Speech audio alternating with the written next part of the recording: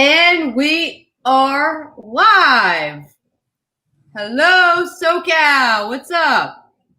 How you doing, Christy?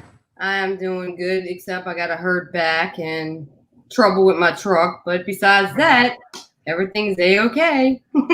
You really got to stop trying to lift those engines out of the back of the truck. I'm telling you. That's how I roll, baby. I might not be able to get the big block, but I sure can get the small block. Let's tell everybody hello in the room. We got Lewis. We got Chris. We are missing you, Lewis. Yes. We are missing you, let me tell you. Hi, Paula. We got Paula. We got Pat, Blue-Eyed Northerner. We got Chris. Let's see who else is here. Susan. We got Sharon. What's up, Sharon? Sharon Guy, hello. Yeah, we got Trevor. What's up, Trevor? We got Lizette. Who else am I missing here? Central Florida Bigfoot? Okay. Well, whoever else comes in the chat room, I'll say hi and wave to you. But anyway, hello, everybody. So who is our mysterious guest this week? Because I'm sure they're all itching to know. You're all itching to know. It's actually Bigfoot. No. we got a Bigfoot to sit down and answer all your questions. I do think so. Big hairy one. Okay, my surprise guest is Duke. You howdy, folks. World Bigfoot Radio Duke. Yay! Hey, everybody. How you doing, Duke? Good to finally meet you, man. Been a big fan of your channel for a long time.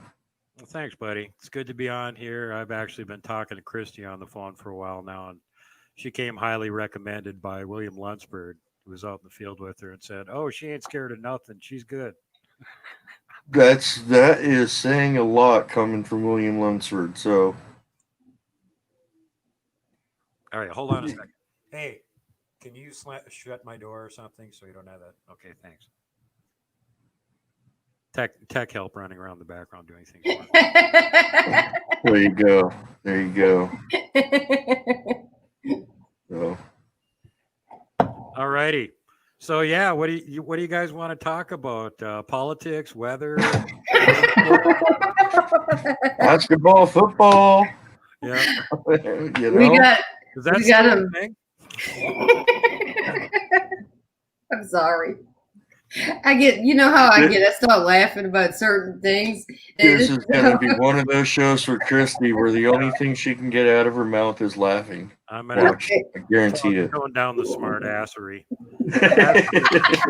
I'm an expert at it. When I was a kid, I used to go to black powder shoots, and my dad had his own gun shop, and he was part of a black powder club. And this was around the bicentennial, 76. So of course they were doing like marches and parades and all kinds of stuff. And we were having the big rendezvous gun shoots and all that kind of stuff. And I was always involved in being there, being in costume, being one of the teenage kids reenactors, right?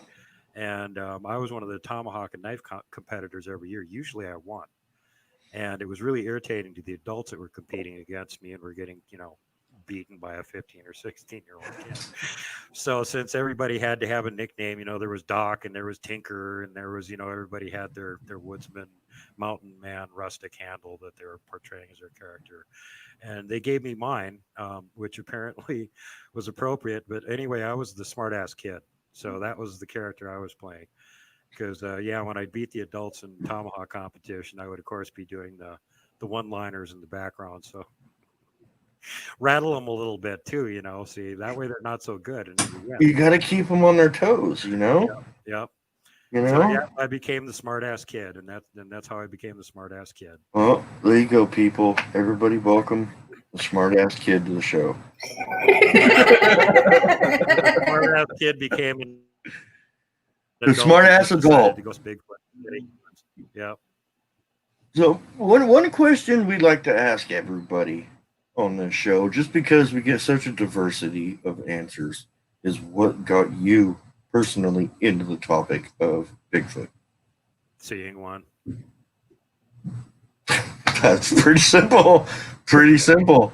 Was there any doubt in your mind it was a bear or someone in a ghillie suit or anything? I mean, because that seems to be the go-tos. Yeah. Oh God, no. This was like bright afternoon day. It was about 2:00 in the afternoon. It was February. The ground was covered with snow. Everything's nice and white and reflective and brighter than hell, to the point where you're almost going snowblind because there's so much light. And this thing was only 40 feet away, sticking its head in between a couple of branches on a big black spruce tree, watching me. So, yeah, pretty hard to mistake it for anything else. I could see his legs, from maybe the knees down. Couldn't see his feet; they were in the snow. And I could see the tips of his fingers, and I could see his face. And friggin' 40 feet away, bright daylight. Pretty obvious. And that was the only cover he had. The rest of that hillside was all hardwood trees that had lost all of their, leaves and stuff months before. So it was all barren except for that one big black spruce standing behind there, watching us sledding. Apparently. There you go, plain and simple. Yep. And then I decided to stay out of the woods forever. But you really didn't, though, did you? Well, I had no choice after 5 years later when one of them showed up right on the yard of the house I was living in. And I almost walked into him in the dark. And I went, well, this not going in the woods shit ain't working. They're showing up anyway. I'm going to have to figure out what the hell these things are. So that's pretty much when I got interested in it. So I count, even though I had my first encounter in 1972, when I actually started doing, research and armchair research, field research, every kind of research, folklore, you name it. So yeah, since 1977 to present. And I think that's about the same length of time William Lunsford's been researching too. And I would have started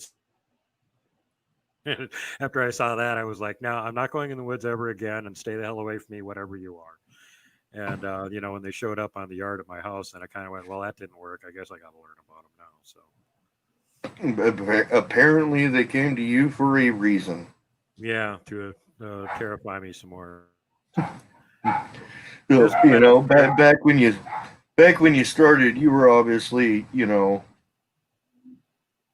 like you said, terrified. You didn't want to go back out in the woods and stuff like that. You brought yourself to going back out in the woods and learning. What do you think about them now?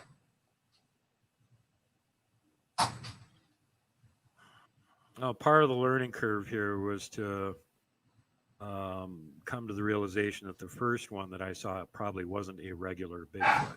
That's what I think now. It's a type 4. I think it was a regular Bigfoot that was in my yard that I almost walked into that one night, because they're definitely around the area. Now there's more researchers in northern Minnesota that are running around getting stuff all the time. It's like, well, yeah, they've always been there. You guys just didn't think they were there, so you weren't looking for anything. Now that you're looking, you're finding it. Well, seek and ye shall find.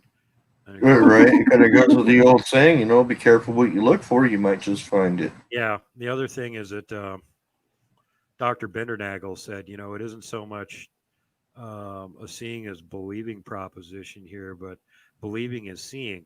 Because once you know what evidence to look for and you start looking for it, you start finding it.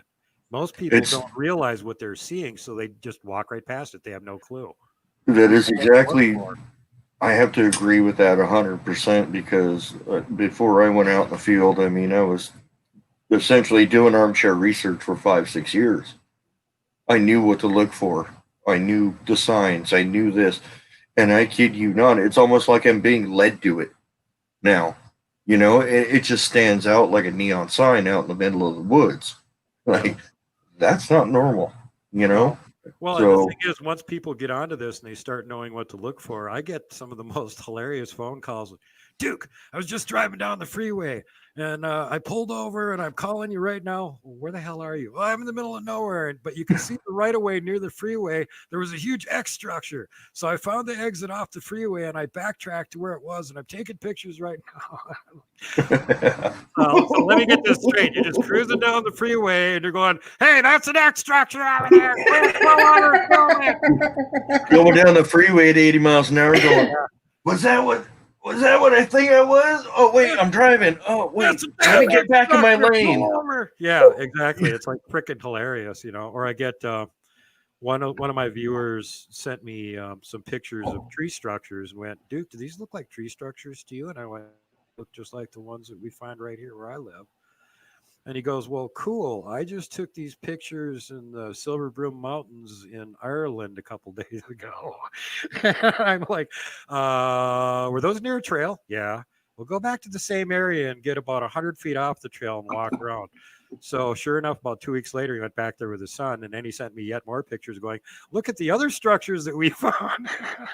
Another thing I have to completely agree on, and it's based on my personal experiences, is they strategically put this stuff in areas where people are walking, and it's generally where several trails converge. Yep. Well, one of the things we like to do is look for their trail markers, because if they don't follow human trails, they don't want to leave any tracks. So if they go through a bottleneck in the terrain where you have to go kind of like the humans have taken up the trail at the bottom of the canyon, if there's any other space there, look 50 or 60 feet away from the trail, and that's where they'll be walking, paralleling it. And the other thing is when you get, you know, trails or little roads or something, you know, fire access roads and stuff out in the woods, occasionally be cruising along. He froze. Or there's an arch right next to it. Well, that's where they're crossing the road. Get out and go both directions, and guess what else you're going to find? Tracks and more snaps and leaners and markings, because they're like, okay, this is where to cross the road right here and stay on our trail. So they leave, you know, an indicator. They're like anybody else would be like, oh, a vehicle went by and clipped one of those things somehow and didn't break all the other trees around it. And it just happened to snap off at like 7 feet. And now it's laying toward the road. And every time we found that stuff, it's like, okay, you go to the right, I'll go to the left. And we find structures both directions. So, you know, those are just like obvious signs to us that normal, you know, regular people don't know what the hell they're looking at. So they don't take a look at it. Yeah, another thing I have to agree with is, just from my personal experiences, being in my area, main fire road, we get dozens and dozens of people walking, riding bikes, walking their dogs, hiking all day long. And I am literally 60 to 80 feet right off the trail. Mm-hmm. And that's where you'll find the trail walking right next to the bush line. Yep. And they don't have an option. They have to parallel it because of the terrain, but they're not going to right the trail. And the other thing is, even when they have trails that they regularly will follow, it's not like a game trail or a human trail most of the time where it's all beaten down and it's width of the animal's feet. There's like spots where they'll purposely step off to the side after they take 3 or 4 steps and then walk on that side, and then they'll come back to it. And they do this over and over again. So you'll get this generally beaten down lane that's like maybe 10 feet across. And if you're looking carefully, you'll notice tracks intermittently. The only place I found where they leave actual game trails are like in the middle of frickin' mountain ranges where there's just no humans around. And at that point, they don't give a rip. You can find actual Bigfoot trails. Oh, yeah. I've noticed that too. We got a 15 to 20 foot wide fire road, big enough to drive a fire engine up. And off to the sides is about 6 feet of weeds. But off to the side, you get a trail that'll just go into the weeds and then walk down the weeds for about 100 yards and then come back out for another 10 feet, go back in, and then walk down. Because the fire trail is very powdery. It's very easy to leave a print there, you know? And I'm always looking for prints in the dirt, just going, well, I know that's where they're walking. They're not walking in the powder. They're walking off to the side, you know? Yeah. Yeah, they're very tactical. I mean, when they a lot of the road crossing spots we've noticed up in Hidden Valley, where we've been doing a lot of research recently, they actually seem to pick spots on the road where it's like really freaking hard pack. There's no embankment that's soft. They go right across from one side to the other, and they won't leave a mark on it. They're very tactical the way they do that kind of stuff. And then other times you find an obvious track, and you go, you guys did this one on purpose, didn't you? Because we had that one night. I had Mike up there, and we're like, okay, in the morning, we're going to go over here where the boulder stack is. You haven't seen that yet. There's a game trail that goes right past it. We'll go over there and check. Got up from the campsite to the road, went across the road. On the other side of the road, there's a little game trail that goes in, and there's like a drainage ditch about 2 feet across, maybe 2-3 feet deep. And you step over that, and there's a little bit of grass, and then there's like a rock embankment that goes up to where this old fire road used to be. And this rock and dirt embankment is like maybe 8 or 10 feet long and 4 or 5 feet wide, right? And there's no real grass or anything on it. It's like the only spot there where there's no real grass or anything. Right in the middle of it is this freaking obvious 18-inch track. Just one lone freaking super obvious 18-inch track. Recent scuff marks. Was made during the night. And I see it first and step around it. And as I'm going past, I point back and I go, hey, Mike, take a picture of that one. I'll find the next one. And he's like, oh. And this is like literally 100 feet from camp. There's, a Bigfoot there the night before I left, an 18-inch track. Nice and obvious. Okay. So, yeah, that's they're just all over the damn place. We had them leave track and camp this summer, too. So that was right in camp. In the afternoon, while we were further downriver for other signs, apparently the Squatchlets came into camp, and one of the youngsters left a 13-inch track right next to Mike's tent. And we get back there, and he's like, hey, was the Legion of Doom barefoot yesterday? And I'm like, there was nobody barefoot yesterday, Mike. And he goes, well, where did this track come from? And I go, what are you looking at? And I went over and I went, oh, that's a Squatch track. Take a picture. He's like, cool, So he puts it on the tape measure. He's taking the picture and everything. And I go, you notice that 2 things here. First of all, that's aiming right toward the river. And we keep hearing them from across the river, but it's so brutally cold and deep that usually you don't want to even think about trying to go across this freaking thing. Now, this is late fall, and we're going, the water level's way down. We can wade this thing.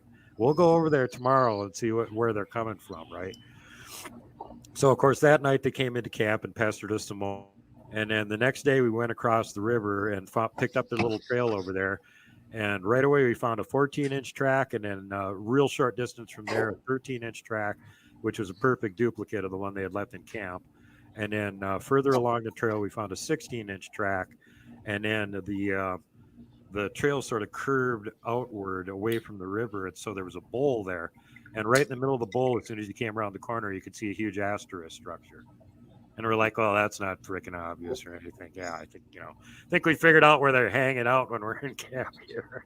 Judging by the tracks going right back to this giant structure over here.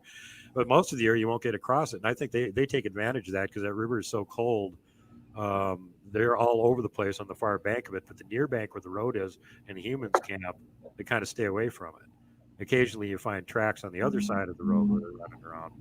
But if you somehow manage to get across the river onto the other side of it, they're just all over the place.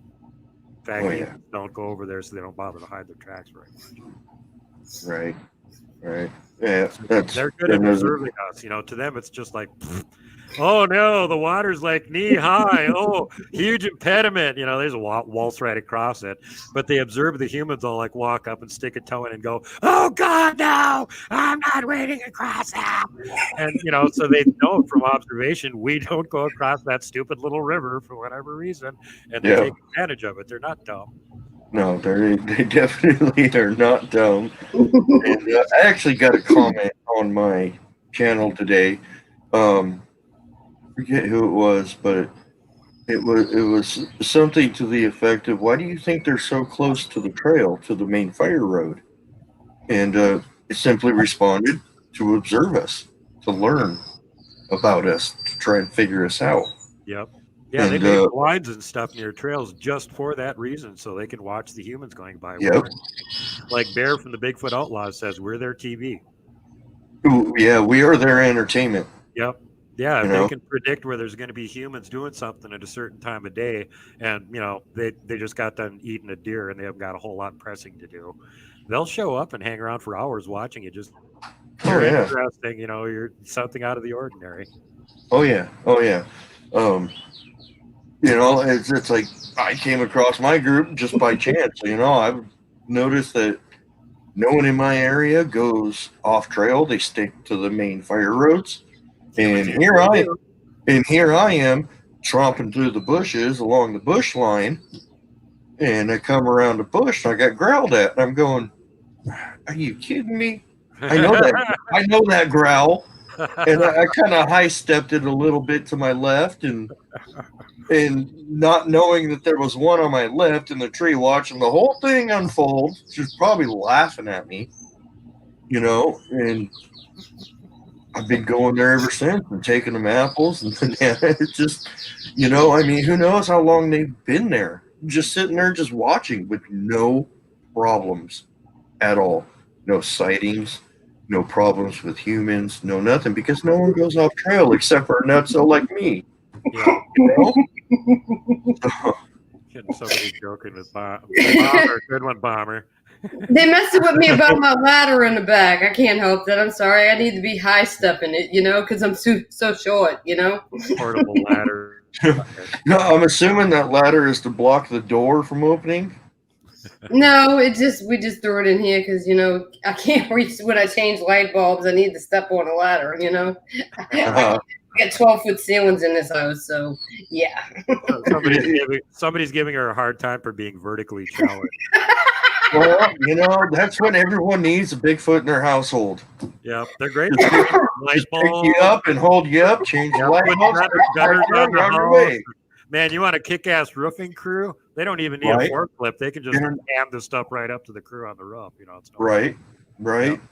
they could probably even frickin' just start nailing shingles on too, without even using the ladder. They just lean over and just start tacking them on. Tack them right on. Well, as powerful as they are, they could probably just get a mouthful of nails and spit them on, Right. Be like a push them in with their thumb, like their thumbtacks. Exactly. That's easy for them. It's too bad we can't get them to work for us. That'd be handy. But before we change topics, one thing I wanted to mention is for the I briefly touched on this about the situation with the tiny little river that pitiful humans would cross. Their observation has led them to the obvious conclusion that we're kind of pathetic and pitiful, and we stay on trails, we get lost easy, and we don't go through thick, tangled areas for whatever reason. Thick, tangled areas don't slow them down at all. They plow through that shit like a tank. So if you want to go find where the Bigfoot is, here's the bad news. You're going to be wading through shit that it takes a tank to get through, because that's where they're usually hanging around. And here's another tip. Some of the most, I get gigantic tree structures. How do we find these gigantic tree structures? First of all, we're nowhere near a trail.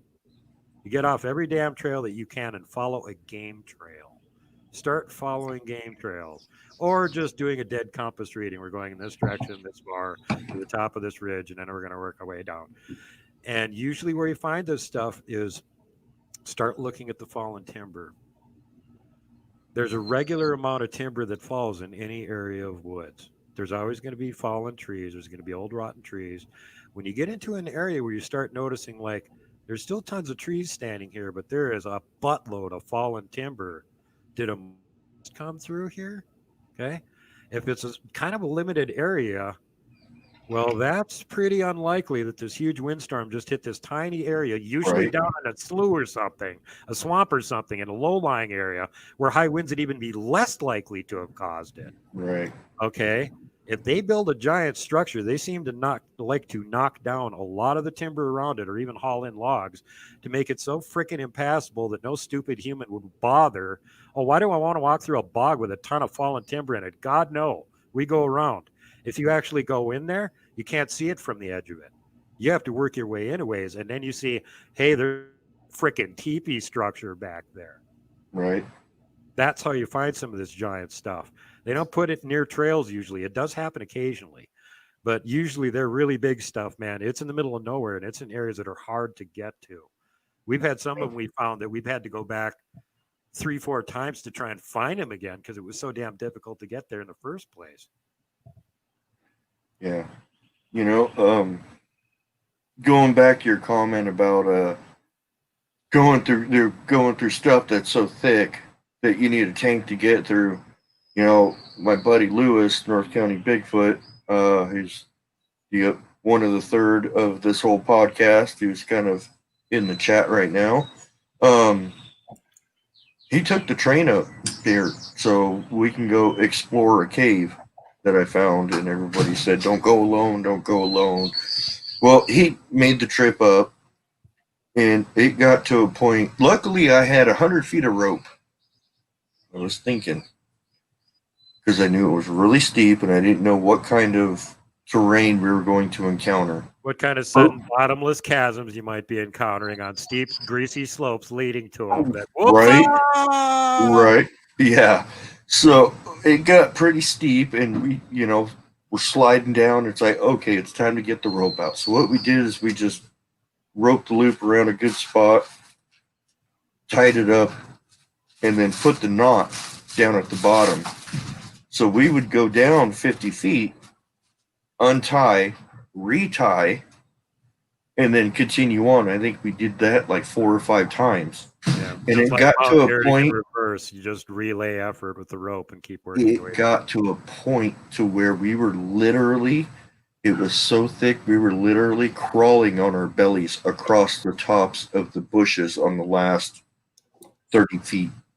Wow. We made it to the cave. It's all documented on my channel. And I was going through the videos, and Lewis was sitting there messing with his tripod and his camera, getting it all set up and stuff like that. And I sent him a screenshot. And you could literally see 2 of them peeking their heads up over bushes that we had to crawl over. Oh, God. Literally 10 feet to the right of where we went through. You could see where we went through because we mashed it all down into this little channel of bushes. You know what I mean? Yeah. You could see where we went through. We busted through. And just about 10 feet to the right, you could see 2 of them peeking their heads over the bushes. And I'll never forget the text I got back from them. "Oh, hell no." And I'm like, "I told you they follow me around wherever I go. Did you not think that I was telling you the truth?" I mean, yep. Yeah. And I sent him another screenshot. They're not there. Yep. So they're smart, and they can get it. They know how they are masters of their environment. Yep. Absolutely masters of their environment. And they adapt to their environment as where humans adapt the environment to them. We put up buildings in concrete and all this stuff to make it easier for us, whereas they learn to adapt to the environment. So, they're smart. I think a Bigfoot is smarter and more evolved than we are, because they don't need a crutch like technology to keep them going. They don't even need freaking clothes or fire or anything. I have to agree with that. Technology stuff, you wimpy humans. We don't need that. I have to agree. I absolutely have to agree. And it's probably one of the reasons why they have succeeded so long. You know what I mean? Yeah. Well, they're the masters of their environment. You have to think about how good was a woodsman 150 years ago when their life depended on it. They were out there every day hunting and blah, blah, blah. And they would rarely run into these things. Oh, and yeah. The natives were even better than them.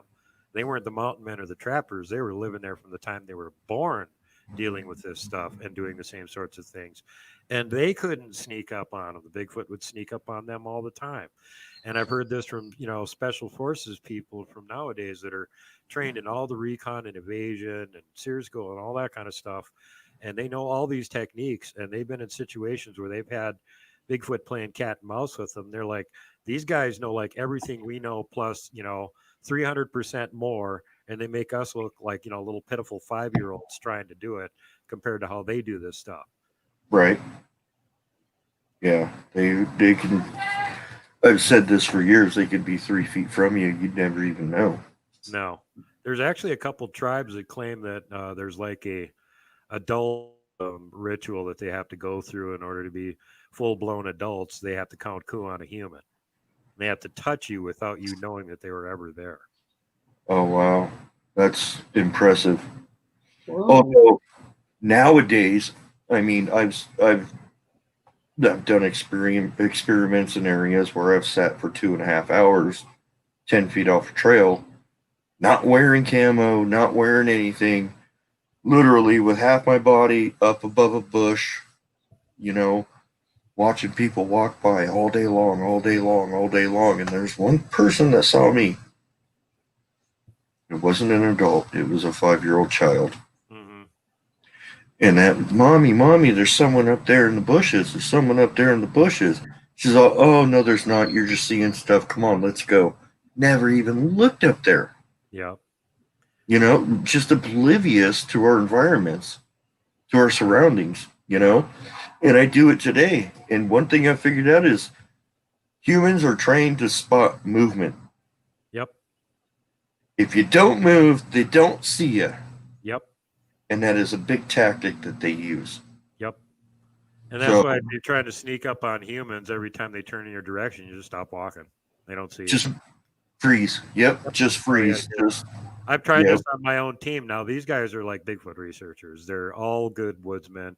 They can track. They're used to all the animals in the woods. They're pretty observant.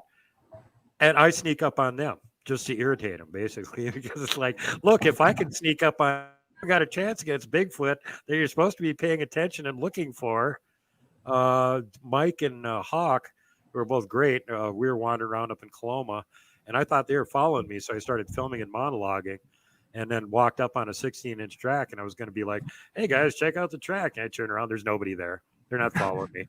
I've been wandering around in the Bigfoot-infested woods by myself, filming and monologuing, and I'm like, okay, you guys are irritating me now. So I turned the camera off. I went back up the hill to figure out where they wandered off to, and I followed them around for a good 20 minutes, and they never saw me. I got really close to them. One time I was like maybe 20 feet away from them, standing behind a leak, and they still didn't notice that I was there. So then I gave them hell afterwards, like, look, you're not very observant. I'm not camouflaged. I'm not trying all that hard to hide. Hoodie with the Bigfoot emblem on. And so, you know, I shouldn't be all that well camouflaged and hidden. And it was just mid-afternoon. Plenty of sun. They're just, as long as you don't move, they don't notice you. And the two other guys, we had gone up to the top of this mountain, and they took a different route back than I did. They got back sooner. I had the tree structures I wanted to document. So I took a different route back. And when I got back down there to the house, this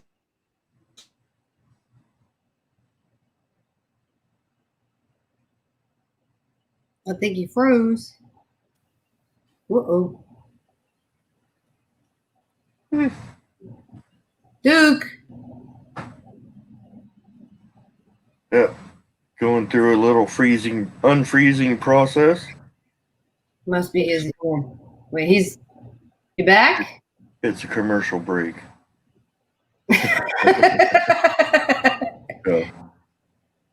Hey, Duke. There he is. You froze. Okay. I will be right back while this unfreezing thing takes place. Look. We there? Yeah, we're here. You there?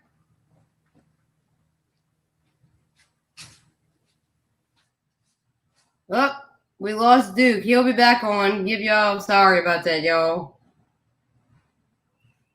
That's what you get for having technology, correct? That is the fun part of it. He'll be back on.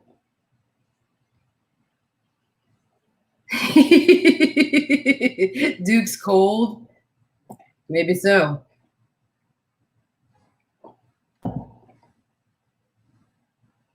All right, Rob, you have a good night. Take care of yourself. Well, I'm the only one on here. I don't know where Duke's at. This is not good. Wow. Let me text him and see where he's at. We have lost him. Yo, tech on deck. Well, it looks like we lost him for a moment. Yeah, I wish I could use my ladder. You want me to entertain y'all with that? Let me text him and find out what's going on.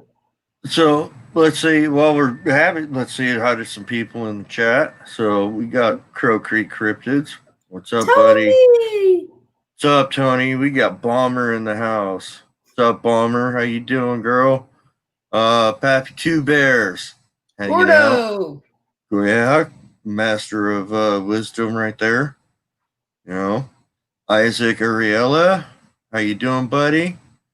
And there is Mrs. SoCal Forest Ninjas. Hi, honey. Hi, Mrs. SoCal. Patrick Noble. How you doing, buddy? Blue-Eyed Northern in the house. So we got Sharon Guy. Sharon Guy's been following me for a long time now. She is a wonderful person. Yeah, glad to have her on board. She don't live that far from me. I know. One of these days, you two are going to come across each other and end up having a great experience. Yes. Ken M. Hey, Ken. What can I say about Ken? He's an awesome person, and he has a location in my location named after him. I call it Ken's Spot because he noticed it, and it's really cool. So, who else we got here? Oh wait, he's coming back. Here he is. All right. He's back. Yeah, we missed you so much. I had to move everything into the other room, so that took a couple minutes. One more hello. I have one more hello to shout out, and that is Special Agent Jamie Harms is in the house. So everybody, shh, about Bigfoot. She works for the FBI. I'm just joking. It's just an inside joke with her. She's not a female body inspector. I thought it was a fat Bigfoot inspector, but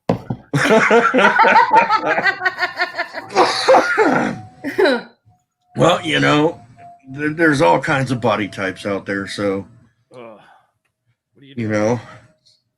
She's a MBF, a male body inspector, MBI.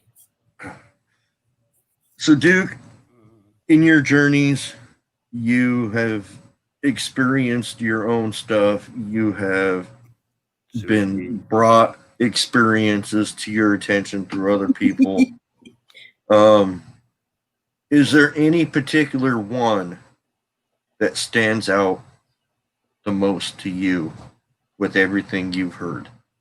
I know I do. I got two words. It is absolutely my favorite.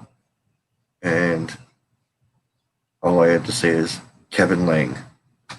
Oh, yeah. Well, Glag Saga, nothing competes. Glag Saga, yes. Yeah. God rest his soul. Poor Kevin. May he rest in peace. May he be there in spirit with Glag and his family. May any directly involved in his demise pay the price. Yeah. So Kevin had a very unusual Glag Saga. I like to say Albert Ostman. People refer to the Ostman report. And when he, that happened back in the 1920s, and by the time he actually, Bigfoot was just becoming a thing. And they took the report, and he was very serious about it and didn't change any details. And, he had been kidnapped by a family of Bigfoot and stuck with him for 5 days until he escaped again. Right, using here it is. Snuff, right? Yep. And this is almost 100 years after that report now. And we've had enough people out in the field verifying enough accounts and stuff about the behavior and whatnot to go down the checklist of stuff that he said and say, hey, everything on here, man. So even though people thought he was crazy when he came out with his story, now you can verify almost every freaking detail on it. So how much more important is it to, get stories from people like Kevin, who was, best friends with a young Bigfoot for 5 years? Not 5 days in captivity as a hostage, but 5 years going and hanging out and interacting with him in the woods. almost every day. Yeah, well, he was there mainly on weekends. He had school. He was a kid. Right. Couldn't get up in the woods all the time during the winter and stuff, but he did his best to try and be there every weekend and hang out with them. So that's still like ridiculous amount of time for a human to spend interacting with a Bigfoot. Right. A youngster that didn't have parents there to tell him, "Hey, you're not supposed to be hanging around with humans." I don't know. He didn't know. Yeah, I think that was the connection between him and Glag. Was Glag had been kicked out of the clan. Well, Glag. Kevin's just basically almost the same situation. Neither one of them have any direction in life. Don't know what to do. They're just kind of meandering around, and they found each other. You know. Well, Glag was an orphan, so he wasn't kicked out of anything. His parents were dead. Oh, really? Really? Yep. If you go back and listen to the beginning of the story, Kevin talks about that, how there'd been a report of some garbage hunters that actually killed some Bigfoot. And then a few days later, when he was out hunting, he ran into this youngster that was trying to get the deer that he shot and eat part of it, put two and two together. And actually, there's more details to the story. He knows for a fact that it was some crappy hunters that either were trying to hunt Bigfoot or just saw, whatever and decided to shoot it up. Because he literally saw them being taken away in chains. They had the nice little orange jumpsuits on, and they were already in handcuffs, and they were being escorted away. So this wasn't just like a local rumor. They know for a fact there was people involved in this kind of. Yeah, there was documentation of it. Yeah, I mean, he saw it. It wasn't like I need to see big. He saw them being taken away. So wow. Yeah. Wow. So yeah, I mean, they know, that was like as good as absolutely guaranteed that some people had gunned down his family. So yeah, then when Kevin actually ran into Glag out there, and he thought it was just some guy trying to steal his deer kill. And then when he ran down close to him to chase him away from his deer kill, he realized it wasn't just some guy; it was a Bigfoot. And then he promptly turned around and ran the opposite direction. So pretty much what anybody sane would do. Right. And he's had, obviously that was the first encounter. Yep. With him for Kevin. And obviously it didn't keep him out of the woods. No. And it became a really good. He had already seen an adult Bigfoot when he was out elk hunting. So he knew that they were out there and what they looked like. He didn't know that there was this youngster out there and it didn't have a family, apparently. He didn't figure that out until later on because it was like there wasn't any other Bigfoot hanging around with it. And every time he'd come out there, he'd be in the same place ready to meet him. So Kevin was the only family it had at that point. But Glag was just little. He was only about 6.5 feet tall when Kevin met him. So he wasn't much bigger than a human. And again, that's like you're a lot less scared of something when it isn't that much bigger than you are. The adult that we saw earlier than that was freaking gigantic. And that did scare the crap out of him. Well, I do. I think I remember Kevin discussing a couple of times that he was out hunting. He had an accident. I think he broke his leg or something like that. And Glag just picked him up, threw him over his shoulder, and went and set him on his back porch. Nope, I don't think that's a Glag story. You might be thinking of something else. The only time Kevin got hurt when he was out with Glag is when Glag ran him 40 feet up a tree and put him on a branch and accidentally dislocated his shoulder doing it. I heard that story too. I did hear that story. I think it was on because Dee, Lady from the Woods, is good friends with him. Yep. And I think that was one of the stories that I heard on her channel. There's a story where the witness who was saved by Glag hasn't actually appeared on anybody's channel and talked about it yet. They were horse riding. Yeah, she was bucked off her horse. She was thrown off her horse. Yeah, sprained or broke her ankle and then just got left there by her stupid horse and ran away. Right. Right. And that wasn't a Kevin story. Right. Didn't he pick her up and carry her out to the road or something like that? Yeah, he got her near it. He took her down to where there was a little pond first, and everybody got nice and wet, and then dropped her off closer to a road. Yeah. Yeah. And there's been a couple of stories where he's helped a few people, hasn't there? Or reports of him helping a couple of people. Well, there's reports that we think might be Glag, but we can't verify. This is the only one that's got a really good look at him. And Glag has a distinguishing mark, and they not only, they saw it exactly what it looked like, where it was, and the whole thing, and told Kevin. So at that point, Kevin went, "Oh yeah, this one's for real. This person definitely saw a Glag." Yeah. Oh, Kevin got to go up and see Glag one more time before he passed away. Yeah, that was unexpected. We figured we were going to have to take him over to Idaho or something in the area that they used to hang around in. But he was in Montana, right? Yep, right here in Montana, about 30 miles from the Idaho border. And apparently one of the psychics that claimed to be in communication with Glag actually was, because when we got there, he was there. Oh. Yeah, and I believe Kevin got to meet his family and his kids. Yep. And he said Glag was about, 14 feet tall? 14 and a half feet, 26 and a half inch track, 11 inches wide. Estimated weight about 2.5 tons. Both of his kids were over 10 feet tall, too. It's a big boy. That's a big boy. Oh. Yeah. Well, they get big around here. Like I was telling Christy earlier today, we got a picture of one on a long pan on a video that I've been down to the same spot where it was a couple of times doing recreation photos, standing in the same spot, and we call him Mr. Big. But when I'm standing in the same spot he was in, and I have my arm raised all the way up over my head with the tip of my fingers, that's about 9 feet up, and that lines up nicely with where his armpit is. So he's about 12 feet tall. Yeah. Wow. That's... There you go. There you go, people. We think we got his track, too, because we found a couple of the really huge tracks in the same area. He hangs around there 21 inches. So we're guessing he's the one that's leaving those tracks, Mr. Big. Oh, yeah.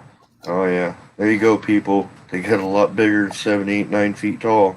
A lot bigger. Well, it depends on where you are. I think from probably Colorado up the Rockies north and then up into Canada and Alaska. Yeah, they get really freaking huge, but it's mainly because they've got so much territory to roam around on. Right. And they got so much food supply. And then the other thing is, if you're down in the swamps in the south, you see a 300 or 400 pound bear, that's a big bear. Now here in Montana, 1,000-pound grizzly is not uncommon. If you go up into Alaska, they're like 1,500 pounds, or polar bears, 2,000 pounds. Well, it's the same thing with the other animals, and the Bigfoot have to compete with these big animals. So they've got to be big enough to beat the piss out of them if they need to, or they really can't live in that environment. Right. I definitely also have to agree that their geographical location depends on their size. Yep. We've known that from animals, just your everyday known animals in science. Yep. I mean, the deer up north are a lot bigger than the deer down south. Yep. It's thermodynamics, because there's the more they have a bigger internal mass to the exterior area, the warmer they're able to keep themselves. Right. So it behooves them to be bigger and heftier. The little thin animals do better in warm environments, so they can get rid of heat faster. They don't overheat and stuff. The ones up north, they got lots of hair and they're super chunky because they want to maintain heat. Right. Fat, all extra layers of muscle, extra layers of hair, and you get up. The further north you go, the bigger the bears get. Well, that's the same damn thing with Bigfoot. It's not that there aren't big ones down south. There are. William Lunsford just found some freaking 22-inch tracks not very long ago, like earlier this week. Texarkana folk in that area. So there's big ones down there too, but it's just not. It's not as common. Routinely up here when we're finding tracks, they're between 17 and 19 inches. Those are average tracks up here. In other parts of the country, 13 to 15 is average. 14. 14-inch track right there. Yeah, that's the one I found in Kisatchie. Yep. Yeah, the I'm roughly around the 14 to 16 inch track in my area too. So yeah. And just to show you something, this is my foot. I wear 5 to 6. Bam. But bam. That wouldn't even fit I would probably not. Couldn't even get the big toe in my shoe. I think you need to call Shaquille O'Neal and ask for a pair of his shoes. It may fit the length, but I don't think it would fit the width. That's another thing. One of the ways you can tell if it's a Bigfoot track or a barefoot human. Bigfoot have never been wearing shoes, so their toes haven't been compressed together all their lives. Right. They don't have that straight looking foot like we do. Their toes are splayed out, see? Yep. Yeah. On the cast there. Yep. So that's one of the ways, even with little squatch tracks that are like human size or smaller, that's one of the ways you can tell because they've got the splayed out toes like that. And another thing is they don't have an instep. There is no arch in their foot. It's flat. If the track shows an instep, an arch, it's not a Bigfoot. The other third thing is if you've got loose substrate, it will actually show that little ridge where the mid-tarsal joint moves when the front of their foot comes down. And I just heard somebody talking about that the other night. They heard them running down like a country paved road at night, and you could actually hear the feet going flop, flop, flop, flop, flop, flop, flop, flop, where the front part had come down and then the rest of the foot had come down because they got that extra joint in their foot. Right. It's almost like it slaps. Yeah, exactly. You know? Really? Kind of like slap, slap, slap, Yep. slap. Yep. Yeah. separate than being flat-footed. So Right. The other thing we noticed, this goes back again to where I was talking about big timber tangles with huge structures out in the middle of them. When they're walking around in those things, they're walking on the timber. They've got that foot that can wrap around a big piece of timber. They can walk just right down it like it's a sidewalk. Doesn't cause any problem at all for them. And we're like sitting there going, where's my telephone? You know? And I take the guys out there with me and I say, okay, just walk the logs, try not to fall off, and watch where there's gaps in between them. Where there's enough space in between these logs they're using for walkways, they actually have to step down to the ground for at least one step in between the logs. Guess where you find the tracks? And I took one of my guys in there into this one area like that. We spent 2.5 hours in there and we found 15 different tracks, different individuals in the 2.5 hours we were in there just doing that. You know, to go along with the whole log walking thing, I was actually able in my area to go back to where who I call Big Feller was to my left in the trees watching all of this unfold with Fletch, who was the one that growled at me. And I realized that the terrain goes like this. Almost, I mean, it's probably a 50-degree angle. And about 4 feet down from where I stand, so I stand up here, there was a log or a branch down there. And I looked down and the whole top of the branch bark was rubbed off. Where they grab it. Yeah. And I'm going, you son of a bitch. You were standing on this the whole freaking time. And then I went back to where Fletch stood up 60 feet back and was watching me after he growled at me. And realized that the ground did that too. So I stood approximately where I think he was standing. And the bushes were literally a foot over my head. And I'm like 5'8", 5'9" with shoes on. Yeah. And he was about 1.5 feet above the bushes. So I figure he was at least 8 feet. Yeah, probably. He had to have been at least 8 feet. And it was just like that. It was at that moment when I got back to those areas so that I realized how big or how tall they really were. You know what I mean? We had one of those moments last summer when we were up in Coloma with the Paranormal Portal team, and we had left and gone to another mountain range to go do research, and that's when we had Kevin and Caveman and the whole team up here. And him and Dan Pruitt were just there by themselves the second afternoon and evening. And he's just kind of filming the area around them. And then we went back and looked at the video and went, hey, what's this thing up on top of the ridgeline ducking down when you go past it with the camera? And so I went back and did a, blow up of all the frame by frame and showed it that, yeah, there was something back there that clearly moved when he went past it with the camera. So when we were up there earlier this year, they tried to do a recreation, and they had the guys that were supposed to be in the spot as the object were in the wrong spot, and Brent was in the wrong spot. And then when I went up there, I had my recreator guy actually in the right spot, and I was in the wrong spot. I needed to be about 2 feet to the left of where I was to line up all the trees perfectly. And for you guys that are critical about, oh, you guys got a picture of that, do the recreation shot, do a comparison shot. Man, sometimes we don't even know exactly where the hell these places are, and then you've got to like literally be within a foot or so of where you were standing in order to line up everything perfectly. So all we managed to do was line up, okay, as far as vertical goes, for sure we got a comparison shot. Horizontally, he's sort of a little bit in the wrong place, so the branches don't line up quite exactly, but you can tell it's within a couple of feet of where the cameraman was standing. Object is definitely in the right place. Now there's like two trees right next to each other, and the object in the video is like about that far on one side of the tree and filling the trees up completely. When Chris is up there doing the recreation, here's what you can see: his head at the Yeah. bottom between these two trees, and he's standing up. So whatever it was, and again, we don't know for sure it was a Bigfoot, but whatever it was about 2.5 feet taller than Chris was, and about 3 times as wide. Right. Right. So it wasn't a bear. No, it Wasn't a bear. And Wasn't a bear. the day before is when we had the meeting with Glag and his kids, and we had just left that morning. So it's likely one of them was still hanging around watching what they were doing. Could have been one of Yeah. the kids. Yeah. That could have been one of the kids. Yep.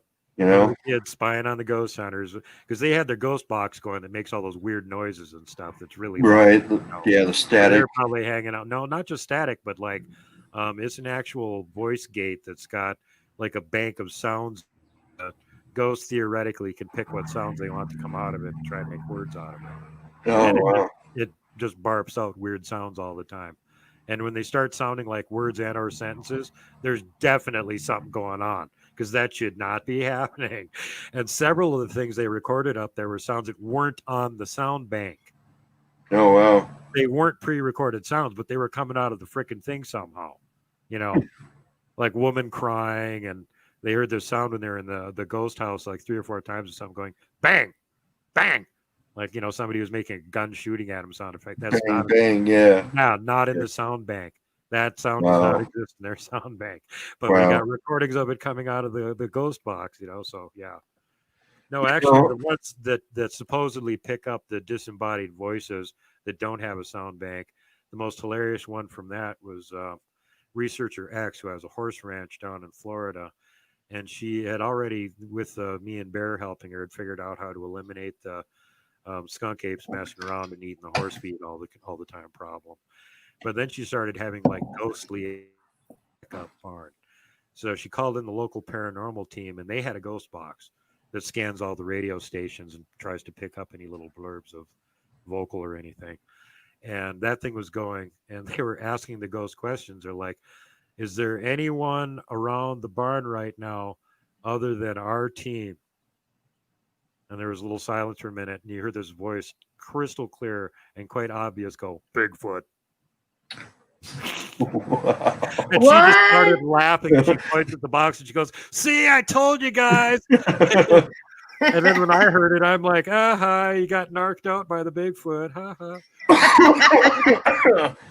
Yeah, the ghost let everybody know the Bigfoot are still there. Oh, there's Bigfoot hanging around here too. Oh yeah. Speaking of the whole paranormal side or the unexplainable side of Bigfoot, Sasquatch, what are your thoughts? Yeah, there's a paranormal side. Okay, pretty much straight up. Yeah. Yeah, I could quote the eminent Dr. Igor Burtsev, the head of the Department of Hominology at the Institute of Evolutionary Sciences in Moscow, Russia, who has been out doing field research on Bigfoot since 1965. And when I had him on my show and pressed him on it, why is it so hard to get a clear picture of these guys? Why is it so hard for us to get physical evidence or maybe capture one? And his response was, well, because they have paranormal abilities that we don't understand yet. So here's my theory on that. I think we need to flip that. I don't think they're a physical being with paranormal abilities. I think they're a paranormal being with physical abilities. Does that make sense?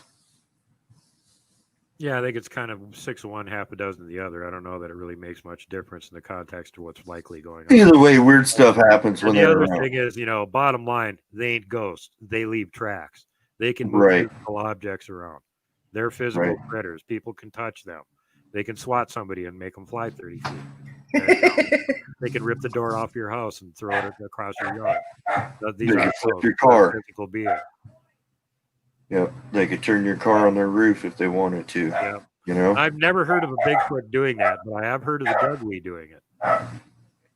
Yeah, Three reports from Lake Dowagiac, home of the Dewey Lake Monster over there in Michigan, of the quote-unquote Dewey Lake Monster actually overturning cars. And I'd never heard of an actual report of a Bigfoot doing that. Now, the Bigfoot seem to be, they'll scare you. They'll do everything in their power to scare you out of an area before it gets physical or has to get physical. Obviously, if there's one thing I've learned is that if there's one in the area, there's two more that you don't see. If there's you're out only there with one the in the gun, area, if there's only one in the area, you should be mighty worried because that means it's a rogue and you can't right, rely on its behavior. it's not living. It's not surviving by the rules. Nope. It's on its own plane of it's likely existence. on its own because it doesn't conform with the rules. Right, it doesn't play well with others. Yep. So, the majority of them, I don't think want to hurt people. I think they just want to observe. Like we said earlier, we are their entertainment. Yeah. Humans do. I'm just going to throw this out there, but humans do stupid stuff out in the woods. That's what they go out there stupid for. And entertaining, and I think know a what lot I of mean? people haven't thought about. Once you get to the point where you realize that the vast majority of these guys are really actually non-aggressive, you start wondering, and you realize they have a sense of humor. Right. You start wondering how much they try and get reactions out of us just because it's funny. Right. Like, they're not actually cute the way humans put their arms up over their head and scream and run when they get really scared, and it's freaking hilarious. So it's like, oh, let's go scare these idiots and watch them scream and run away. This will be fun. Watch. I've done this before. Check it out. Yeah, exactly. I have to agree with you completely. They have their own personalities. They have their own attitudes. They have their own temperaments. They have their own senses of humor. And throughout time of observing us, they've come to realize that people are stupid. Yep. You know what I mean? We're fairly predictable. I mean, there's some things we're not too right. But like if we're in the woods or something and we're camping or something, look at how often they probably got to observe hunters and campers and hikers and stuff. And it doesn't take them long to start seeing these patterns. Right. Well, they pretty much always stay on the trails. They pretty much always do this and always do that. And there's usually more than one of them to figure out what our patterns are. And at that point, it's just like a big game hunter patterning a prey animal, where they're likely to be and what they're likely to be doing. Right. Yeah. Like at night, they're not wandering around very much. They're usually in a camp somewhere with a campfire going. Well, that pretty much pins down where you're going to be for half the day. Right. Right. Right. Well, I have to admit that because recently my wife and I went camping with some family. My friend Sasquatch Omega met us up there, and we went out wandering the woods. In literally 100 yards, 120 at most, two big, huge structures. Big log leaned up against the living tree. It must have been 25 feet long. It must have weighed a few 100 pounds. There's no way a human out there is going to lift this log up into this tree for the backbone. every branch was broken. There was nothing, no chainsaw marks. There were no saw marks, no nothing. All of it was broken. And then to top it all off, there's even in the little holes, pine cone or some twigs or something stuck in these. Yeah. And when we were there during the day, we were just there. It was the atmosphere felt fine. We went back 11 o'clock at night. Yeah, I ain't doing that again. Yeah. You got that, oh no, get the hell out. It was from the moment we walked in there, I had this feeling like this is not our time. We don't need to be here right now. Yeah. This is not we need to go. And the longer we stayed, the more overwhelming that feeling became. And it finally got to a point to where I just said, Dave, we're leaving now. Because it was to that brink to where I felt that something bad was going to happen. So yeah, you can feel the atmosphere building up. Well, we had one of those here in Coloma this year when we were up in the ghost house doing the ghost investigation of the ghost team. And then they took a vehicle back and took all the roads. We just walked back. We went straight through the woods. And along the way, we cut right through the area where they have their tree structures. And these are old ones, that they probably put in like 20 years ago, and they're not upkeeping them or anything. They're just still sitting there. But even so, going through there at like 2 o'clock in the morning, I got this feeling like, what are you guys doing over here and get the hell out of our area? And Mike was like, well, do you want to turn and go this way? And I'm like, no, just go straight down the hill. We need to get out of this area. Right. It was the same thing with us at night. We'd come in the same way we came in during the day, but for some reason, when we left that night, we ended up, it's almost like we were being herded a certain direction to get us out of there the shortest distance. Straight up this hill, you know what I mean? I think that's the only reason they put up with us, because we were literally straight lining it directly back to camp. We knew exactly where camp was, and we were just ignoring all the roads and going straight line right to it. So unfortunately, that took us right through the middle of their tree structure area. But on the other hand, they're going straight back to their camp. Their camp is literally straight through here. They're just not walking around. They're going straight through. Right. It's kind of funny too, because when we got back to camp, they herded us straight up this mountain for about 50 feet, 60 feet. And then it leveled off, and then our camp was to the right, so we had flat ground. So we're hightailing it to the flat ground, and we get back to camp. We're standing around the fire. Mind you, it's probably about midnight now. And we hear this, like something was thrown through the trees. Yeah, branch flying through the trees. In a vertical. Yep. It wasn't something falling, because you usually hear, it clips a couple of branches and then you hear a thump.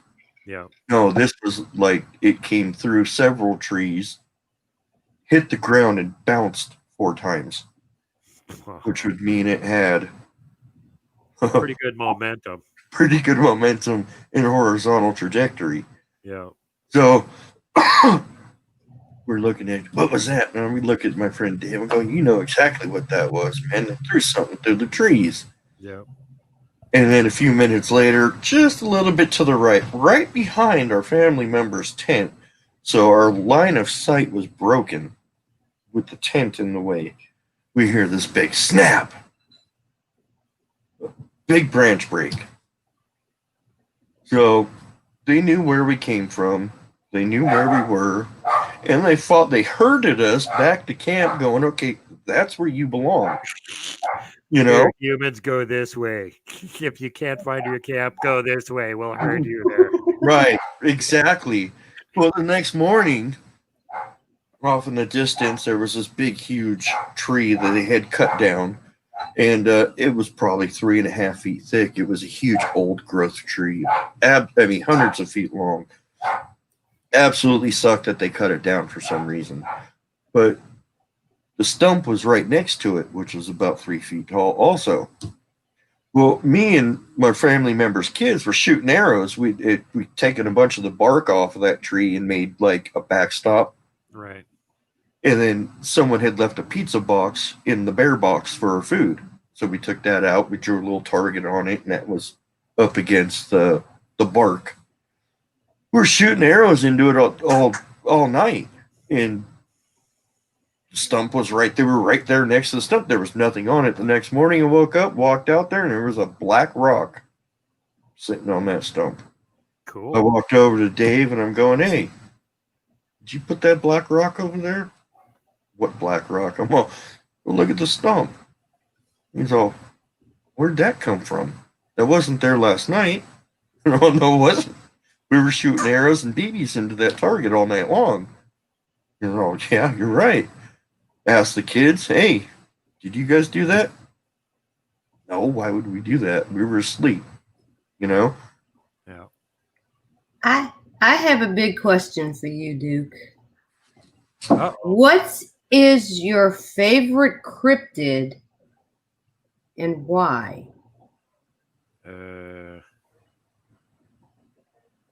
I don't know. Are there any like teddy bear cryptids or anything?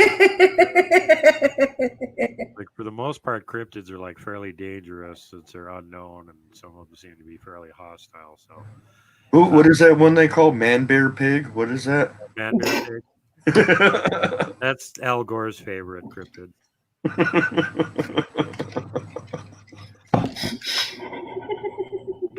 Swallow it, Christy. Swallow it. Don't spit it all over the screen. You almost made Don't spit it all over the screen. Man bear pig is real. I'm totally super serial about that. Man bear pig is Super real. Oh my God. But which one do you like to investigate, learn about? Well, What is your favorite? kind of like I like to try and find out a little bit about all of them that I can. I mean, the one I spend a lot of time researching is one that there's not a lot of information on in general, and that's the gugwe, and that's because I'm apparently the guy that identified that it's an actual cryptid and got the name out of the old folklore, and then started finding the same folklore and different names in different tribes in different places. You know, like last night I was just looking at a couple of reports from places where Kentucky, they call it the bearilla. It's like a Bear. gorilla with a bear type of snout on it. Well, that's a gugwe. Okay, they made a name for it. If you go down to Argentina and Chile, they've got a Bigfoot-like critter down there called the ucamar, which looks kind of like a Bigfoot, but has a snout and big fangs and has talons on the end of its fingertips. They describing, you know, it's the same cryptid. It keeps popping up all over the freaking continent, and apparently in South America too. But because they have a different name for it in every place, nobody ever puts two and two together and goes, hey, are they maybe describing the same cryptid all over the continent and just like making up different names for it?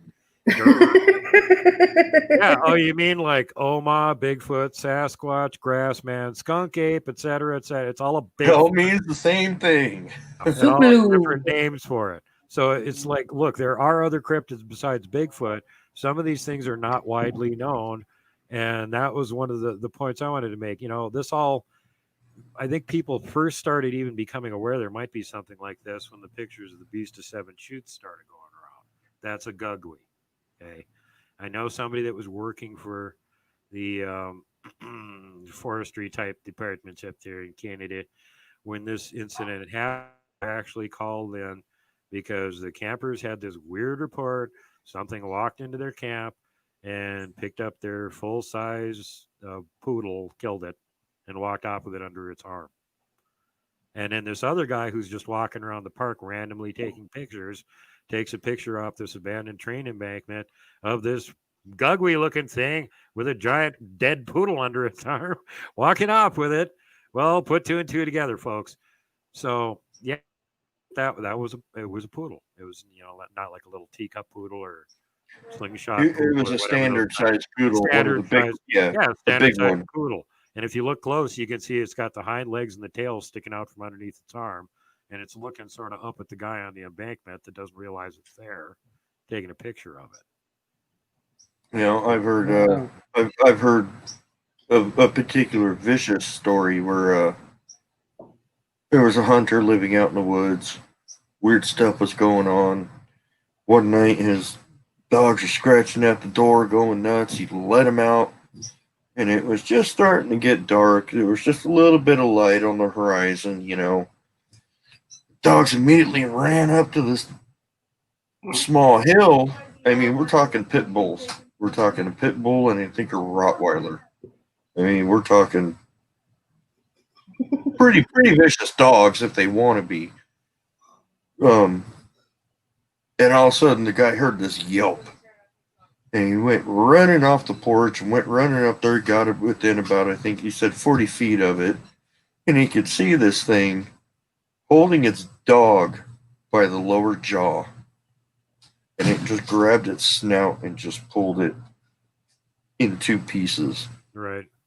And I think that was probably a Gugway also. Could be the classic King Kong T-Rex. Right. I've heard it sounds like the Gugways have less patience for dogs than right. Bigfoot do. And hey, Sharon, just saw your notice up there. If you ever seen Big Trouble in Little China, that's actually David Lopan, because that's the same part of the country. David just put a dress on and got a being working for the government now. Itself. That's actually David Lopan. So go back and watch the movie if you don't know what I'm talking about, and you'll see lovely Nancy on there. Sans the dress. That bitch was on Harry Potter as the teacher. Yeah, Harry Potter. They got a shorter version of it.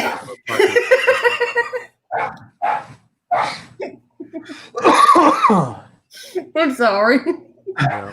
No, people mix up their cryptids. I mean, like the rake. What's a rake? Well, a rake is just a ghoul that so they made up a new name for it. When people come up with new names for old cryptids, it confuses the topic. Right. And some of these things, people, like they're creepypasta. Somebody made them up. They don't even exist. Or some of them are misidentifications, like Slender Man. Actually, misidentifications of sightings of James Comey. So there you go.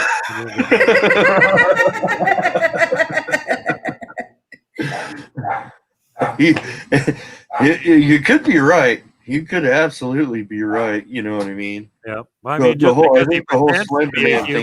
just because he pretends to be a human doesn't mean he actually is. I mean, it could actually be Slender Man. Right. I think the whole Slender Man thing started from a movie. Yeah, that's what I mean? I backtracked that one a ways, and I think that is a creepy story that people just took too seriously and went, "Ooh, there's out there." Right. What happened to Slender Man, Fleshgate, and the Rake? I'll get into a huge fight, Who would win? Yeah, who would win? The Rake's wife would yell at all of them and tell them to get off the Rake right here and drag them back in the house. Yeah. Absolutely.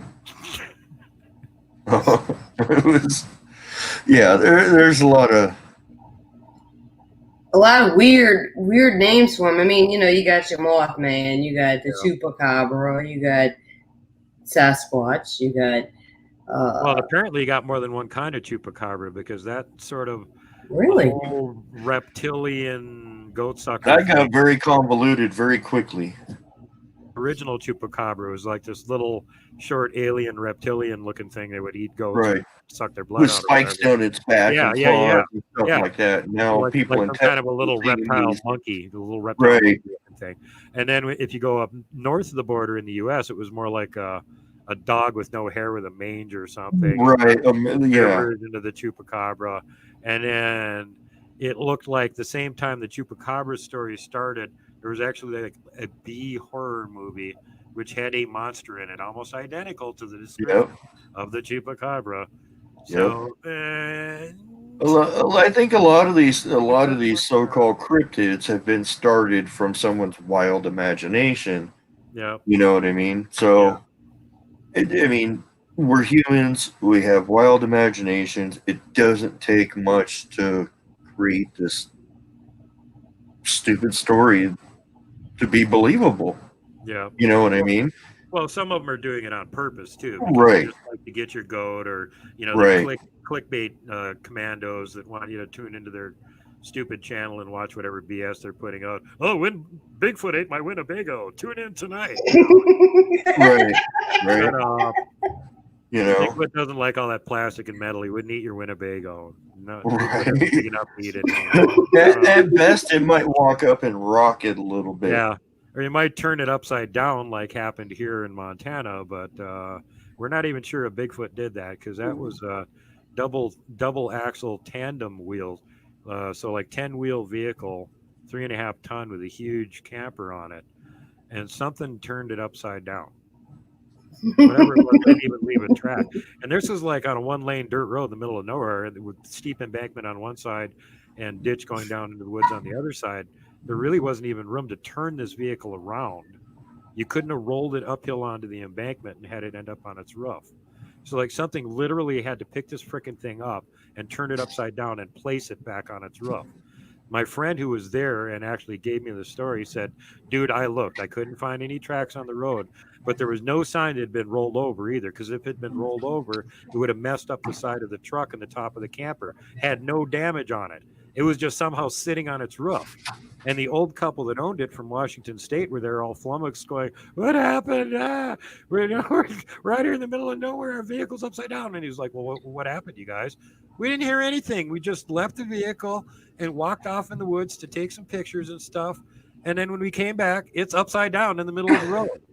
You know, and it was blocking his access to get back out again. He had to limp his car along the edge of the embankment, bomb it across there to get past their upside down vehicle, and then take the old lady out to town to get a wrecker to come back and help him.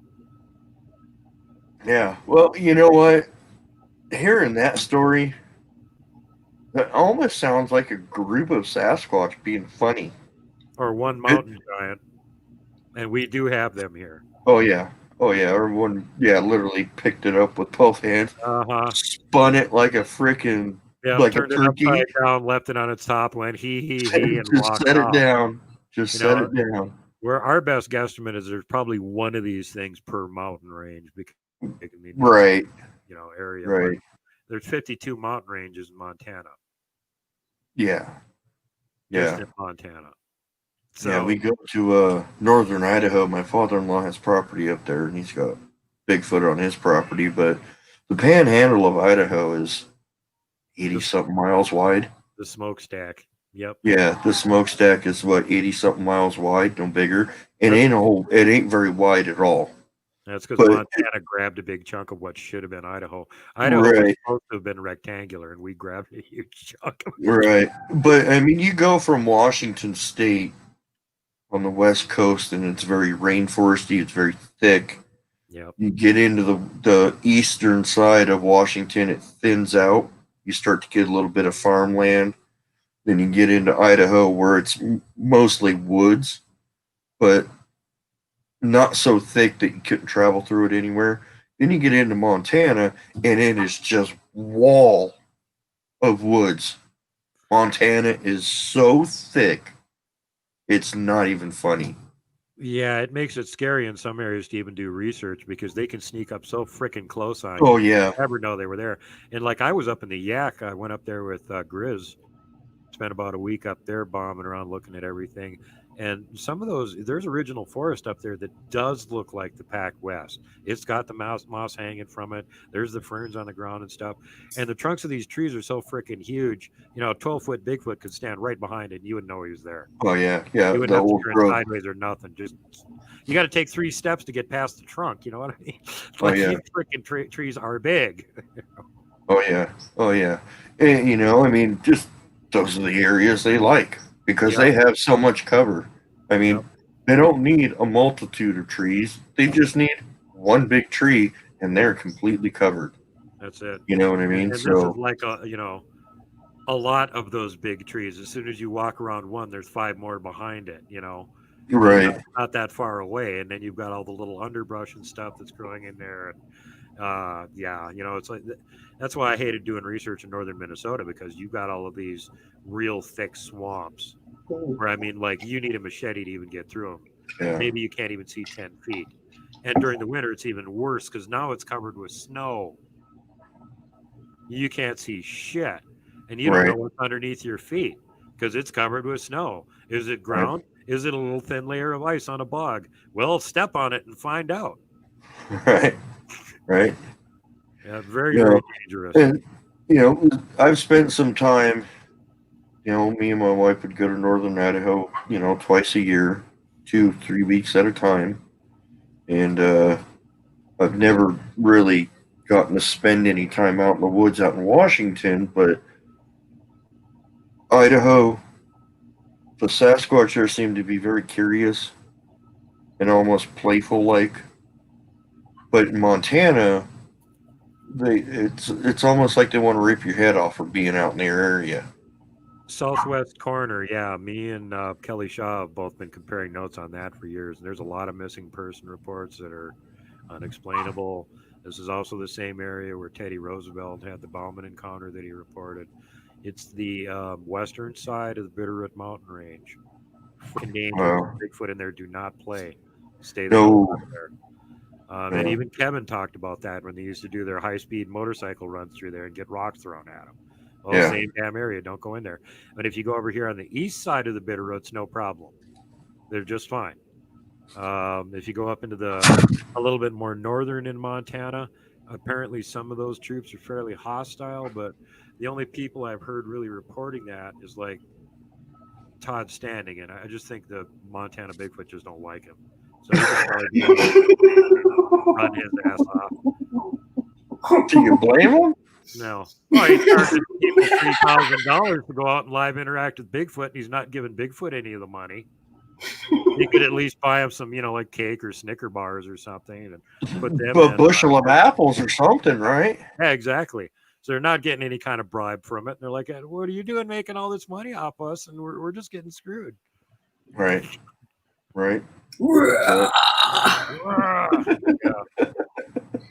Make him crap on himself. Oh, get shit on me. Well, you got to give it to Todd. He's entertaining. The intro to his movie and stuff where he's running up the river and he's jumping up out of a pile of snow and he's running up the hillside. And I'm Todd Standing. Look at me. I'm like Superman. I can pop up out of the snow and surprise you. I'm Todd Standing. I can run down the middle of a river. I can drive down the middle of the river with my ATV, even though that's strictly illegal and I don't have a Canadian government. Todd Standing. Look at me run up this steep embankment. Hey, you ever see anybody else do this? No, I'm Todd Standing. Todd, it doesn't matter how much dexterity and speed and strength you have. They still dwarf your capabilities, and you can't sneak up on them. So I'm not impressed, nor is Bigfoot. I could see him. I could see a group of Bigfoot watching all of this unfold. Watching back behind the trees, just rolling their eyes, leaning their head back, going, "Oh God, is Todd back again? Oh God!" Can you imagine a group of Bigfoot watching all this, just going? Yep. Exactly. They do that anyway, except they go like this. They cover up their mouth and part of their face so you can't see it. It breaks up their face. That's the other thing they've realized, that we clue in on facial structure. If we see something that looks like a face, even if it isn't moving, we tend to notice it. So if they think we're going to be looking in their direction, they throw a hand across their mouth and part of their face. And we don't. Or they will strategically place themselves in a place to where they can see, but they've got a couple of branches in front of their face to break it up. Part of their face, or they look around a tree where they're watching with one eye. What if you walk in the woods and you go on an expedition and you see a big butt in the woods? Big butt. It'd be like that. You're like, oh. My county was one that Kevin got down in Arkansas. He's walking along. There's this big steep embankment, and the ditch is about 20 feet down. So there's all these trees growing up from down in the ditch. So he's sort of, way up in the canopy. He's walking along about 20, 25 feet up in the treetop canopy is where he's looking straight across from him. And as he's walking along filming it, he didn't even notice it. I caught it on the video and slowed it down and looked at it and then showed him. Like, dude, there's a squatchlet sitting in that treetop watching you, and he's got his hand over his face like this, so you don't notice him. And it's freaking clear as day. But he's only on camera for about half a second. So you have to put it in slow-mo and then screen grab it to see it. But then it's like obvious as crap, and it looks like there's a second one behind him. It's got like one eye peeking around past. over his face going, "Oh shit, Kevin's right there. Hide my face." That seems to be the best way to get them on video is to just go out and film. Film randomly. Go out and film, and then come back and slow it down. And what seems to be the magic number is quarter speed. Yeah. 25 speed, and watch it. And that's where you'll find them. Yeah. Bear Downey was up here in Hidden Valley with me, and we were outside of the valley and the pass checking out this one area, and we managed to figure out where we could get across a few of these ditches closer to where the river was. And I only went across to like the first island, and then he went across 2 more. So he was way the hell back in there. I couldn't see where he was anymore. And I started getting this creepy feeling, and I went, "Hey, where are you?" And he goes, "I'm back over here." And I went, "Come back this direction." Okay. Well, then like 6 months later, he showed me the video he was filming back there, and I sent it back to him, and I went, "There's a Bigfoot right there, and there's a Bigfoot right there. And that one Bigfoot is sitting between you and me. He's on the next island you have to go to get back to where I'm at." Yep. Now I know I was getting creeped out and said, "Hey, get back over here." And there was one not right a good on the place island to be. There was one right on the island he was on, cloaked about 30 feet away from him, and he was walking right toward it. And then all of a sudden he just kind of went, "I'm going to head back," and turned around and started going the other direction. And he didn't even notice either one of them. I slowed the video way down and went, "Look over here and look over here." And then his reaction was like, "Oh my God." Oh man, that's crazy, huh? If you're in an area where you know there's a bunch of them around, you probably shouldn't split up into single units. Try and stay at least 2 people together. So, if they get like the idea that it might be fun to pick up a human and run off with them, they'll be a lot less prone to do that. If they know there's a second human there, why?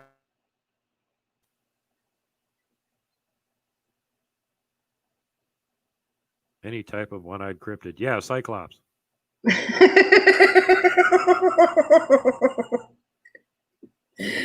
Oh man! Did you ever see that animated Yellow Submarine where they thought they saw the Cyclops out of the porthole, and Ringo goes, No. "Hey, I think I just saw a Cyclops." No. John says, "Oh, but it had 2 eyes," and Ringo goes, "Oh, it must have been a bicyclops." Man, two-eyed Cyclops, the bicyclops. the bicyclops. Oh no, we're all bicyclopses. Let's see. Trying to see if they have anybody with any questions. Have you been able to see? I know this is talked about in some questions. I mean, people ask. Have you ever seen the body parts of a Squatch, the hidden parts? Oh, you mean the sex organs? Yes. I generally don't try and look for that. Usually too busy being terrified and wanting to flee the area immediately, so you don't really think to look at anything like that. Saw a big female, but she was profile, so couldn't see anything. And then the one that in the driveway in the dark, he was on all fours. He was kind of squatting on his haunches and had his knuckles on the ground. And that was all completely dark. I could just see his outline until I got up close to him. And then I went like, "Oh, that's not a human. And it's not a bear. Holy crap." I'm about to walk into a freaking Bigfoot sitting in the driveway, waiting for me to walk into him. This sucks. Wanting to be anywhere but there at that moment. But no, coming down on that situation. Don't run. Don't run. Don't run. Fourth one that I saw, he was pretending to be a tree stump. So he was sitting on the ground, so I couldn't see anything in that, as far as that goes with that. You bring up they're pretending to be a tree stump, and actually that day that the one in my area growled at me, a friend of mine is actually in the chat, Parkway. He spent a week going through my video, and he literally tracked exactly where it was throughout that video. And there is one point in that video where he circled it. It is literally on its haunches, balled up with its back to me, trying to look like a bush. Yeah, I'm a boulder. Ignore me. Yeah. Trying to look like a bush. And you could tell plainly it don't match anything in the area.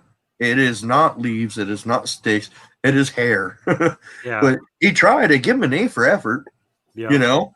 But yeah, I mean, they you know, and like the end of my favorite movie, Harry and the Hendersons, when they're letting Harry go back out in the wild at the very end, and all of a sudden, all the stumps start to stand up. Yeah. You know. Yeah, that was a great example of how they can just you I don't think notice them. there was a lot of truth to that movie that people don't even realize. Yeah.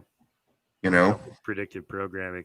Here's another one. If you guys want to see an actually scary Bigfoot movie without friendly Bigfoot that likes humans and stuff, there's a movie called Abominable. Oh. If they had applied truth in advertising, this movie would have been entitled Genosqua, because that's exactly what it is. And so here may be another one where they're leaking a little bit of truthiness and doctoring it up as a Hollywood horror movie, because this thing was looking and acting exactly like a Genosqua the whole movie. Didn't have the applique stone armor, but I don't think they do that anymore anyway. I think that was a thing from the old days before everybody got boomstick technology that could blast through it, and it became worthless to do. Yeah. I think as for like movies, as far as movies go, I think definitely they throw a little bit of that truth out there in movies to try and desensitize people to the reality of it being real. So if in fact they do have to come out and say, yeah, we've been lying to you the whole time, they're real, this is what they do. Yeah. You know? Yeah, just people think aren't about so freaked out, you know what I mean?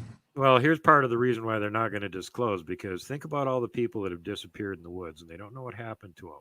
And all those people are going to go, you knew Bigfoot was out there, and that's probably what happened to my uncle. And you didn't tell us, I'm suing your ass. And how many people are going to try and sue the government for this shit? And they don't know what actually happened to their relatives, but they're willing to blame Bigfoot and try and sue them for it. Yeah. And I definitely think that Bigfoot get blamed for a lot of stuff that they don't really do. Yep. Yeah, certain people that like to write books about missing people recently admitted off the record that they only think about 3% of the missing people have anything to do with Bigfoot. If even that. If even you know that. Yeah, that's just a guesstimate. Yeah. So yeah, you don't know, but I mean, a lot of it's just like there's limits to the things that Bigfoot can do, and there's certain circumstances where they really couldn't be involved in some of these. And I think that Bigfoot know that if one of us goes missing, that brings more of us to look for them. Absolutely. Take the example of the little kid that was saved by the magical bear when he was a bear. 30-degree raining weather for 3 days, and all of a sudden they find him in an area they already searched, and he's not miserable, wet, and cold, and freezing to death. He seems to be just fine. Well, what either he got a scratch on him, other cryptid took him, and then the Bigfoot went, oh crap, this woods is going to be swarming with humans with guns until this damn kid gets put back to the humans. Bring the kid back again, and then the humans will leave us alone and they won't be swarming around in our woods. You know, that's observation of humans would lead them to believe that. Wasn't he set in the middle of a bush? Yeah, he was like right next to a trail that they had searched umpteen times. So they knew the freaking kid wasn't sitting like a quarter mile from his aunt's house where he spent from where he disappeared many hours a day. Yeah. Being babysat. Yeah, exactly. So it's like, they observe that. I think that's what happens a bunch of times where missing people like suddenly get returned and they can't remember what happened, and or it's like little kids that can't really talk or anything yet too. We had one of those up in Alaska where they found this kid on an ice floe, and when he finally came back to his senses and could talk again, it wasn't a Bigfoot that took him. It was the little people. They took him into their underground city and interrogated him for a couple days, and then they just stranded him on an ice floe in the middle of the frickin' river and left him there. This is up in Alaska. The snowmobiler found him. So Aaron Heisner here. Confused by how the kid got on an ice floe in the middle of the river. Right. So Aaron Heisner's got a good question. Duke, can you go into detail on how you think the Sasquatch know that cameras on homes capture their image without even seeing their image captured? I don't think they know that it is capturing their image. I mean, if you think that they know what a camera is, how do they know what a camera is? They could say, look at it and go, well, it's got that round part on it that's glassy looking. It looks like an eye. So this is some kind of an eye thing that they got watching us. An association. They can also do by observation, and William Lunsford talk about this a bunch, where they throw a rock in front of the game camera to set it off because they want to know what the reset time is that they've got to walk in front of it. So how do they know all this technical stuff? Well, if they're just big dumb apes running around the woods, there is absolutely no freaking way, even by observation, that they can figure this out. However, if they are actually capable of mind speak, and some of the humans that claim to be telepathically communicating with them aren't lying, and they are actually telling them things, that explains how they know stuff about our technology. Because we got dirty rat bastards in our own group that are ratting us out to the Bigfoot and telling them what kind of technology we have and how it works. And that's the only explanation I can come up with. Because by simple observation, they can see that there's some sort of eye-looking thing there, and it might be looking at me. And they can even figure out that they can hear it hum and click and reset when something goes in front of it, and how long does it take to do that? But how do they know that it's producing an image that we could see? I don't know that they do know that. I think it has, psychics and communication with Bigfoot reputed. I think same opinion on photographs, video, and whatnot as primitive tribes do, and that they think it steals their soul, so they don't want their image taken. Right. I think as for the cameras, you remember the old cameras the old disposable cameras where you'd have to wind it up and hold the button? Yep. And you'd hear that faint little that high-pitched sound. Yeah. All electronics put out a high-pitched sound. Yep. We may not hear it. It's an electronic. It's going to put off some type of sound. Yep. Almost like a dog whistle. Well, them being masters of their environment, they pick up on this. Yep. And it may hurt their ears. It may make them just, uncomfortable. And they have determined that's where this sound is coming from. Yeah, they can hear where it's coming from. Well, there's a whole bunch of other tip-offs too. First of all, the big IR lights. Yeah, IR light, which they can see IR, so that tips off. Another thing is synthetic composition. They can smell plastic and some of the weird chemicals and stuff that go in our electronics. I've noticed that in my area. So, yeah, they can smell it, they can see it, they can hear it. Obviously, they know that it's there. And most of the time, while the silly human is setting up the game cam, they're watching you set it up. They know where you're setting the thing up, even if they're not doing exactly what it is. They're like, oh, here's a guy that follows our tracks around, setting up some weird box on a tree. Better stay away from that thing. Ooh. Right. Yeah. I think I'm gonna walk in front of the box and say hi. How y'all doing? My name is Daryl. My name is Daryl. Yeah. Look, I'm a photobomb the human. Yeah. One thing I've learned about just from my group that I deal with is the types of plastics. Now, I put Ziploc bags out there all the time, and they just get torn open.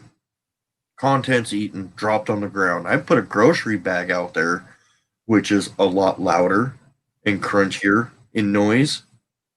They won't touch it. So I think as for the plastic, they know the difference between the types of plastics that make noise, that could give away their position, or the quieter plastics that they could tear open and not get found. You know what I mean? Yeah. So, getting back to plastics, noise, sense of humor, and Bigfoot doing my work for me. Earlier this summer, I had a brand new member of my team that wanted to join the team. And like I always do, I take them up to where the Bigfoot are and let the Bigfoot vet them for me. And because the Bigfoot will show up and check them out. And if they don't, pee their pants and run screaming to their truck and peel out in the shower of gravel, they pass the test and they can be part of the team. So it's about like 3 o'clock in the morning, and I'm in my tent sleeping, and all of a sudden something boots my air mattress, which is like the width of the whole bottom of the tent. So like the whole air mattress with me on it shifts about 4 inches, and I'm like, I don't know what the hell, And something just booted my air mattress, and I'm thinking, about to go back to sleep again. A few minutes later, I hear Scotty in the tent on the other side of the fire going, leave me alone, I'm trying to sleep. And I'm like, okay, something's going on. They walked by and booted my damn air mattress to wake me up because they're doing some crap. So I get out of the tent and I go walking over to the fire and I start throwing some wood in to kick the fire up. It's down, of course, down to coals now. That's why they're in camp. Scotty, what's going on over there? Like, dude, I was laying here sleeping and all of a sudden I woke up and I went, did you hear something? He goes, no, the ground shook. I don't have an air mattress. I was on a ground pad and I could feel the ground shake and it woke me up. And then I felt it shake 2 more times and I never ground shake. And then I started hearing this weird noise right outside the fabric of my tent, like literally a foot away from where my head was. Something was going.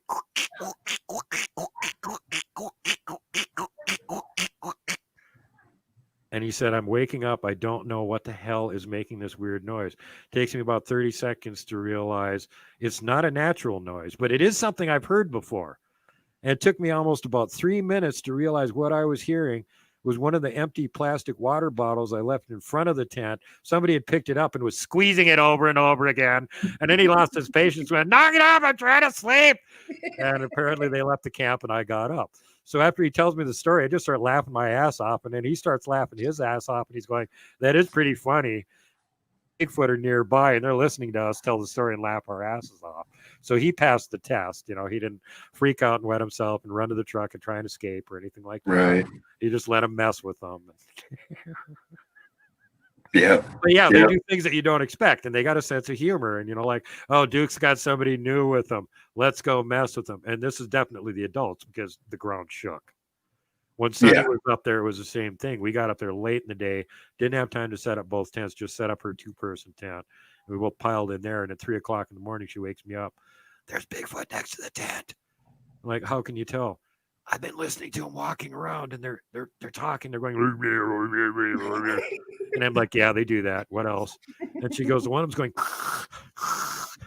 really loud, like he's trying to smell what's in the tent. And I said, he probably smells your gun oil because you got your pistol in here. And she's like, oh, yeah. What should we do? And I went, how long has this been going on? She went, like almost 2 hours. Why didn't you wake me up? Well, I was kind of scared. And, you know, like, okay, well, what are you going to do? I'm like, I'm going to go have a cigarette. What? Yeah, I'm going to go have a cigarette. So I unzip the tent. I get out. I light my cigarette up. I'm standing there and like, oh, yeah, I'm in the pitch black and there's Bigfoot out here. I should like grab my flashlight and light that up. So I light my flashlight up and I'm doing this whole like exaggerated thing for the benefit of the local Bigfoot. Hey, guys, check out my new flashlight, 1,400 lumens. I can see way back into the dark with this thing. As a matter of fact, it's so bright, I bet you don't have time to run away from the tent and hide before I'll get you with it. So maybe you shouldn't come up this close anymore tonight. Have a great night. And I'm like slowly going around the circle in every direction, showing how powerful the flashlight. Yeah, this is more powerful than a car's headlights, dudes. You know, and they didn't come back the rest of the night. The next night, one of them showed up 45 minutes before dark and stepped right out in the frickin' open, like 80 feet from camp. So Sonny could see him, and you should have seen the look on her face. But he stood right out in the open for like 35, 45 seconds, and then he stepped back into the trees again. And I went over and measured where he was right away to make sure we got accurate measurement on it. He was about 10.5 feet tall and about 5.5 feet across the shoulder. So he was a big boy. And that's probably the same, you know, one of the same ones that was in camp the night before. And probably one of the ones that shook the ground. One of the ones that was like playing with the water bottle, messing with Scotty, you know, a couple weeks later when he was up there. But then, you know, like I said, the Squatchlets, they only seem to come into camp when it's, you know, like me and Mike and some of the people that have been up there a bunch. Then they'll come into camp. If it's somebody new, the adults come in to scope them out. Yeah. Test them. Yep, check them out and see if they're okay. Yeah, the last time we were up there was me and Mike. The rest of the team had left, and we were up there just by ourselves the last night and the last day. And they came right into camp, middle of a freaking day. It was 2 o'clock. They were in camp scoping it out, and apparently looking over at the camp table where we had the little, screen cage that had sushi in it. Because and they went right over and checked out Mr. Sushi. Da-da-da. Hey, guys, wave to him again. There you go. Dragon. And yeah, he was just sitting out there all day long while we were running around elsewhere in the valley. And when we came back, there's tracks in camp. So they were there while we were gone, and no doubt they checked him out. They watched you leave. Yeah, well, no doubt. And then they're like, what the hell's that weird thing over there on the table? Let's go look at it. Yeah, what is that? Yeah. Yep. Where are the humans? Oh, they're 5 miles down the river documenting 19-inch tracks right now. They're busy. Let's They're go. documenting Sam's tracks. Yeah. Sam scratches tracks. You know? Yeah. So, I mean, going back to the guest you had that had the gun oil in the tent and getting to hunters with weapons out in the woods. Them being masters of their environment, obviously they have a very keen sense of sight, hearing, smell. Do you feel that they can tell when you have a weapon on you, even if it hasn't been discharged, just by the smell of the gunpowder or the gun oil in that weapon?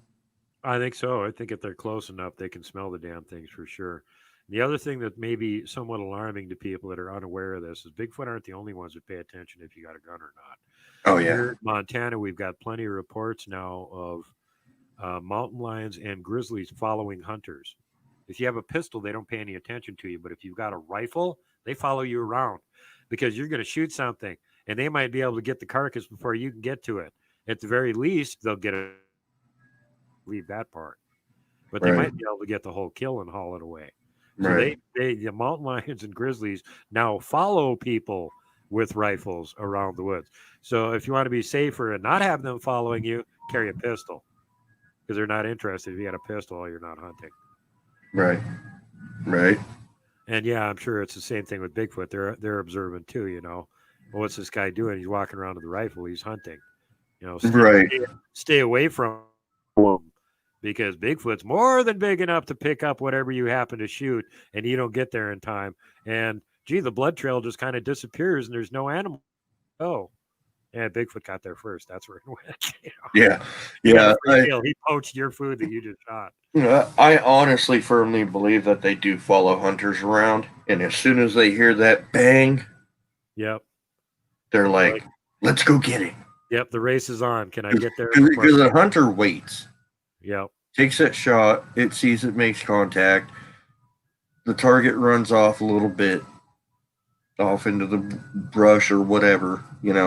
There's always usually around 30 seconds to a minute of running. Yeah. And an animal can cover some distance in that time. Yeah. 100 yards. You know what I mean? Easy. Well, the other thing to think about with hunters now is that if you're not absolutely certain that you got a really kick-ass kill shot on it, you don't want to follow it right. It takes a while to bleed out, and if you keep following it, it'll run further and further and further and further away. You're going to have to drag it all that distance back again. Which is why they don't. They leave them for a little while because they'll just run into the nearest thicket where they think they're in cover, and then they'll bleed to death and they'll die there. Right. And I think over time of watching humans do this with these bang sticks, they've realized, hey, here's how we hunt. As soon as we hear that bang, they wait a while, and it gives you time to run up and steal the kill before Right, exactly. They figured it out. All right, as soon as we hear that bang, let's go get it. Run for it. Because he ain't going to move for another 3 or 4 minutes. You know what I mean? He'll get there. He won't never see nothing. I got a hilarious one for you. Taylor was on my show years back. He had this area where they were leaving him goodies, and they had brought him a bag of donuts and left it down in this little valley, and they were taking the long, gradual trail up the out of this little valley. And then he realized that they had left something else. Important thing, maybe his keys. I can't remember what it was, but oh shit, we got to go back. I left this here. And as soon as they turned around and started going back down the valley, all of a sudden they could hear it beating ass down the side of the valley, going back to that spot as fast as it could get there. And when they got there, the donut. Now, I was afraid that they were going to go back and take their donuts, that they had changed their mind. Oh, we're going to go back and get our donuts now. So he beat ass down to the bottom of that valley as fast as he could. Back there. So they couldn't take their donuts back again. Yep. You're not getting those. You already gave those to us, you Indian giver. Yeah, he said, we were several hundred yards from him, and you could hear him going through the thicket like a friggin' tank at high speed, making a beeline for that area as fast as he could get there to nab those donuts before we got back to him, Oh, yeah. Especially when it comes to sweets. Yep. Oh man. Well, that's like a dirty trick to use on anything that's primate-like because we've all got a sweet tooth. So anything Right. that's like a human or an ape or a monkey, or you guarantee they got a sweet tooth. Yeah. And North America, there's not a whole lot to satisfy that sweet tooth. You've got your fruit and honey, and but there's some other areas where there's a lot more different. Yeah, that's about it. So You know, berries, but it's only if they're in season and ripe. yeah. Otherwise, they're bitter or sour. I think it's one of the reasons they like peanut butter so much because not only do they like peanuts, but we put sugar in it, so it's Right. sweet peanut flavor. Yum yum yum. And from And what then I if hear, you they add like peanut butter and honey, oh my goodness, exactly. you've got a concoction for Yep. success right there. It's an amazing thing. Well, it's like pizza. Just about any animal I've ever seen will eat pizza. For I don't know why. Like some of them are like herbivores and shouldn't even be remotely. They don't care. Give me pizza, pizza. It's like the coolest thing humans ever invented. I was standing next to a corral eating a piece of pizza, and the friggin' horse leaned over and took it away from me and ate it. Like anything will eat pizza. Apparently, it's like the coolest thing humans ever invented. And peanut butter, I think, is number 2. I worked for a guy for a while who had 2 big desert tortoises, and he would feed them pizza. Yeah, I had an iguana that would eat pizza too. I had another friend that had an iguana that would eat pizza. I had a friend that had an iguana that would eat pizza. Yep. So, yeah, it seems to be universal food. Well, my friend had it trained even. He had like a little ledge in its tank, and he would cut the pizza into little 2-inch squares and lay them along the ledge. And the iguana would get up on the ledge, and he'd put his hand down on one piece, and he'd suck the topping off of it, and then he'd fling the crust into the bottom of the cage. And then he'd go to the next piece and repeat process. Never ate the crust. He'd just hold it down, suck the topping off, and fling the crust into the bottom of his cage. It's kind of funny and stuff. I have a rabbit that does that. Rabbit won't eat lettuce. He'll eat cilantro. He'll eat blueberries. He'll eat dandelions. He'll eat all kinds of stuff, but he won't eat lettuce. The one thing you think a rabbit would eat, he won't eat it. He picks it up and he throws it downstairs. Poof, get that crap out of here, man. I ain't eating that. That's not edible. It's kind of funny, animals and they different. I mean, just like humans and animals, they all have their different personalities. They have their different attitudes. They have their personalities. They have their likes and their dislikes. What do you think there, Sushi? Are you having fun? He's like, yeah, I'm on camera. I totally kick ass. He is so cool. It's my squatching dragon. He likes to go squatching. Yeah, little bearded dragon. Yeah, bud. My oldest daughter used to have one of those. When I got him on earlier, he actually waved to Christy. He gave her like 3 nights. He was like, "Yay, what's up? Hey, Christy. How you doing?" Do you have any? Do you have any chat room questions? Oh, I'm the bearded dragon. Bearded How you doing?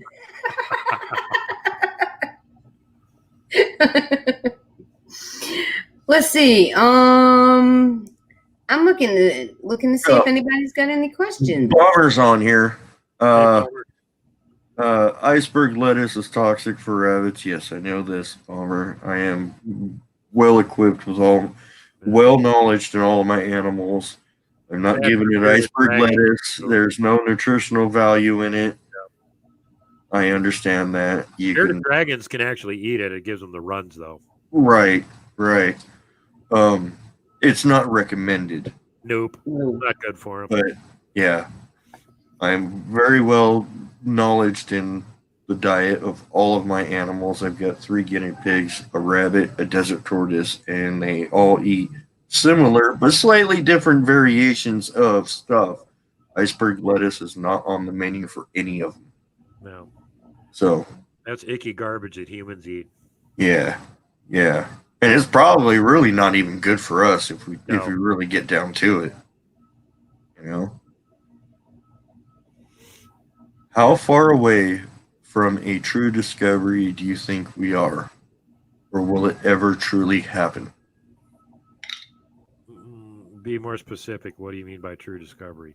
I think what they're getting at is someone either getting a body Mm. and or We've already had them. The government takes them away as soon as somebody kills one and has a body. We have right. hundreds of hair samples that have already been tested. Catch 'em study DNA test. Zoobank has already got their genome listed. We've already Yep. got their DNA sequence. We know they're real. We've got their DNA. Why? What do you need a corpse for? The government's got corpses. They go Oh kill them yeah. whenever they become a nuisance. They send a kill squad in. And so, what are you waiting for? Scientists to tell you that they're real? Scientists get paid for by the government. They're not going to talk about anything that jeopardizes their paycheck because they're a bunch of pussies. And that's the bottom line. If bottom line is, it comes down to money. Yep. All If they they care come about is out their and freaking say, paycheck. They don't care about reality, truth, or anything. As long as they get a paycheck, that's all they give a crap about. And if that wasn't true, get your ass out there and prove me wrong. if they come out and say, yes, these things do exist, yes, these things live out in the woods, you're going to have every tree hugger out there trying to protest and protect their environment. The logging industry, which is a multi-billion-dollar a year industry, is going to collapse overnight. That's kind of a red herring because it already collapsed. Right, We haven't you're had going to shit have for the every logging industry nut for the job last out 10 there with years. a weapon shooting at anything that moves. There's Okay, already people out there trying to hunt Bigfoot. And why are they trying to shoot one? Because it hasn't been proven, and they figure they need to bring a corpse in to prove that it's real. And and they're it'll just unaware get taken away. That'll get taken away. already been They will listed. be forced to keep their Yep. mouths shut, Yep. otherwise faced with federal prison. Yep. Because of And the Undiscovered Species Act, which provides yeah, for 10 years in prison or $1 million fine. right. So where do somebody shoots a Bigfoot, the Bigfoot gets hauled away, they go to prison or get warned to shut up. Okay. So no, It's that one or isn't the going to other. happen. If you think Right. if you're going to sit around and hold your breath waiting for the scientific community to come forward and disclose, you're going to die because you're not going to be able to hold your breath that long.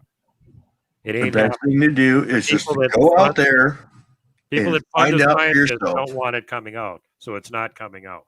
Right. Right. The best thing to do is just go out there for yourself and find out for yourself. Yep. That's all we can do. Yep. That is it. There's So the whole thing with them, it's an endangered species and they're going to freak out and protect all the forest. Well, we've got shitloads of forests already protected. They're national forests, national parks. So that's a right. red herring. It's going to destroy the logging industry. Well, until very recently, when somebody did something about the tariffs, we didn't have a logging industry because Canada was producing all the lumber because they were being subsidized by Canada so they could undercut our prices. And I live right in the middle of logging country. There was no freaking logging going on around here. Okay. Right. So that's another red herring. That has nothing to do with it. This is all political. It all has to do with their big agenda and their big BS lies they're trying to push on all of us, which would be blown completely out of the water if it came out that Bigfoot was real. There's not supposed Right. to be any other intelligent hominids running around the planet. That destroys all their evolution and all that other BS.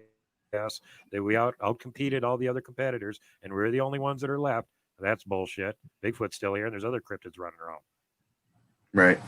So I got, we're going on 2 hours here. I got one last question for you.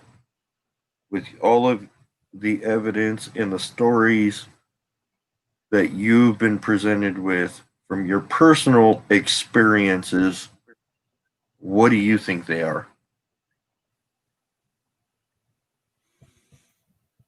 They're flesh and blood. Yeah. What are they? They're 50% human according to the DNA test. Mitochondrial DNA, human. Female side, human. Male side, unknown. We already know what they Right. are. We have 50% Okay. of it So do nailed you down. think they're an ancient race of human? According to the DNA study, they diverged from us about 15,000 years ago, at least. Okay. So at some point, they were like closer to we are, and they've been modified, over long periods of time, or they were never actually us, but they're close enough genetically that they can inbreed with us and produce viable hybrids. And I have a sneaking suspicion that most of the DNA samples that went into the Ketchum study were all from type 1 Bigfoot. I doubt if they got any DNA samples from a type 3 or a type 4, which wouldn't show any human DNA unless they were originally some sort of human that just got really weirdly mutated or something. But you know, the Gugwe is more like a Dinopithecus, you know, an ice age giant baboon. Dinopithecus was like a giant baboon. If you take its tail off and stand it upright, it's a Gugwe. That's exactly what they look like. So for all we know, that they're just leftovers from an ice age variant of Dinopithecus. And again, the same thing with our Wendigo variety. They seem to be equipped as meat eaters. Well, you usually see them up north where they have really short summers. There isn't that much vegetation to eat, and they have to pretty much eat meat most of the year in order to survive. So, of course, they're adapted to cold weather and eating meat. What a surprise. But does that mean that it's like some other type of Bigfoot that branched off with them? Or is it like some completely different form of hominid that just developed?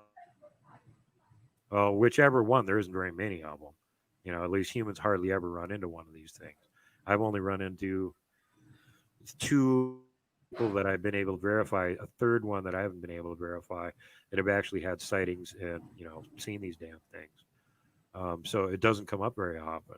And usually, I think when somebody runs into one of these things, they don't live to talk about it. Oh, right. Well, I'm just kind of looking at the chat here, and Bomber's on there. It says, "Is SoCal a Viking? Like Duke?" He looks like a Viking. Just saying. I'm not a Viking. I'm a Scottish lord. I just got.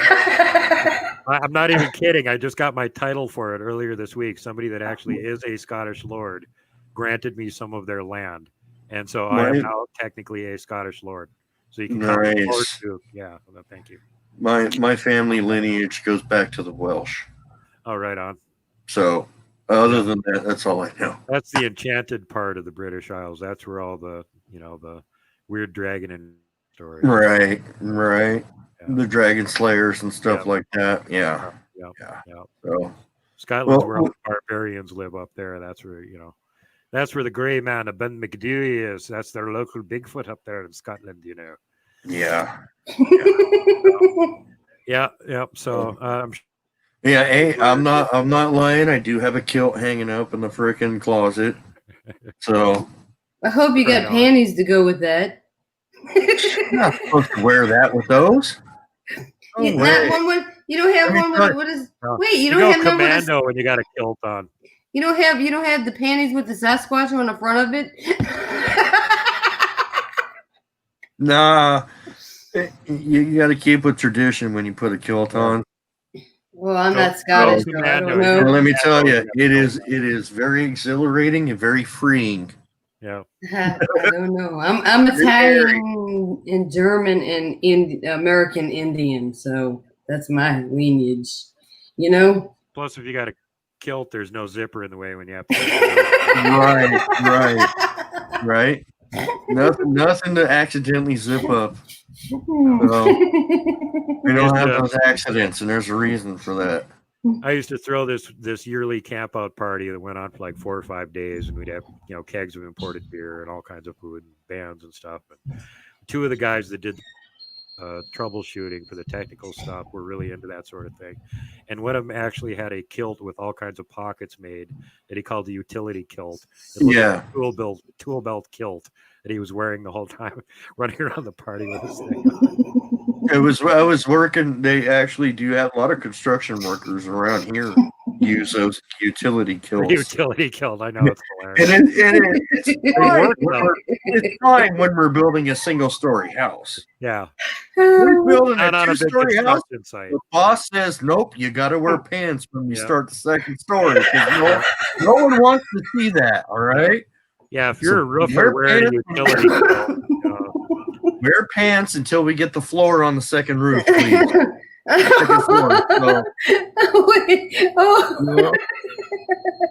Here you go.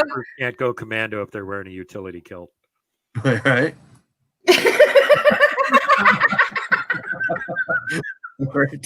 You'll have the little old ladies going by on the street going, "Yeah, heavenly," passing out. Oh shit! Hold on. It's hanging free, buddy. It's hanging free.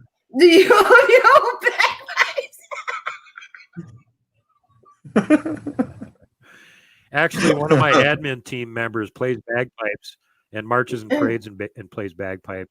And they offered to accompany me when I go to claim my giant ancestral estates.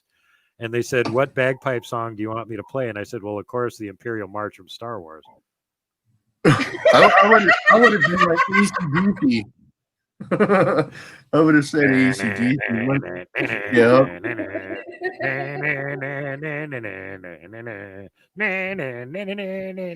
Oh my God! And he come marching with Darth Vader's mask with the skirt on. And don't Look, I am your mother and father. Don't hug the Wookiee. Yeah. No, hug I am Chewbacca. not your father.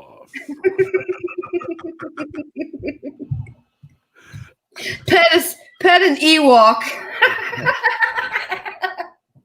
Don't boost the Ewok. Oh, I'm sorry. Oh man, this is something. Do we got any more questions? Hey, don't forget to let people know that next Sunday you got an equally as incredible show on. That's even going to be more fun because you're going to have William Lunsford on. Yes. And then the Sunday after that, it's going to be even more amazing the Sunday after that because I'm going to be back and William's going to be here. Both of us are going to be here in 2 weeks. A meeting of the freaking minds, let me tell you. Have a couple of lunatics on the same show, so it'll be all kinds of fun. Oh my God! You know what? You will be in good company because anybody who is into the topic of Bigfoot is considered a lunatic. Yep. So we're all good. We are in common company. So it's all good. My name is Daryl. Somebody told me that sometime. They said, who's the leading person in the Bigfoot community? And I said, I don't think there's an actual ranking. And why would you want to claim a title to that? Because being the king of Bigfooting just makes you the king of the weirdo whack jobs. And who the hell wants a title like that? So it's like, I don't think we go around and fight for the title of who's the number one guy in Bigfooting. I am the king of the weirdo whack jobs. I know more than all the rest of the weirdo whack jobs. Right. And you know what's funny too? It's like we call them Bigfoot. Well, yeah, they have bigger feet compared to us. Yeah. But when you look at the size of them compared to their feet, they're actually pretty proportionate. Yep. In some cases, it may even actually be a little bit small. Why do we call it Bigfoot anymore? You know? I know. I saw a classic one-panel cartoon of that where there's a forest ranger and he sees a Bigfoot across a clearing from him and he goes, "Holy crap, look, there's Bigfoot." And Bigfoot points back and goes, "Oh, yeah, well, there's Tiny Wiener."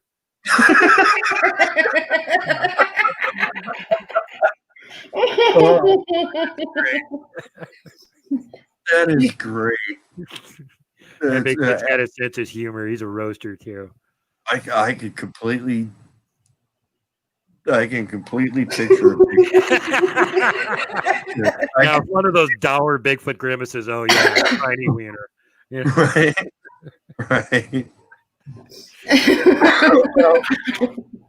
Don't forget who's watching when you're over behind a tree taking a whiz. That's right. Bigfoot's watching. He knows how tiny your wiener is. He had to hold up a magnifying glass to even see it. It was so tiny. We had to use the Hubble telescope from 40 feet away. Yep. Yeah, him and the whole Bigfoot clan are back there laughing their asses off, going, "Oh my God, how does he even find that to take a whiz?" Right? You must need a pair of tweezers to hold that thing. I stole little Smokies off a camp table that were bigger than that.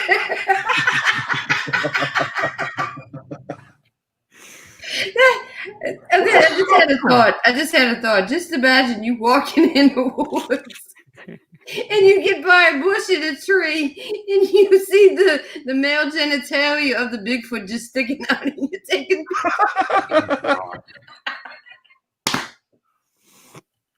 There's people that have been in the almost as bad a situation. Blaine was talking about one time. He was right in the middle of a troop of them, basically, and he had to take a number 2.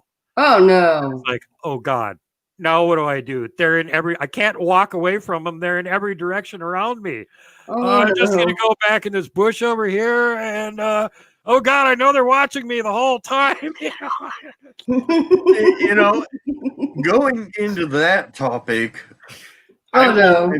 I won't even urinate in the area I know they're in because I would take it as they think it's a sign of dominance. Yep.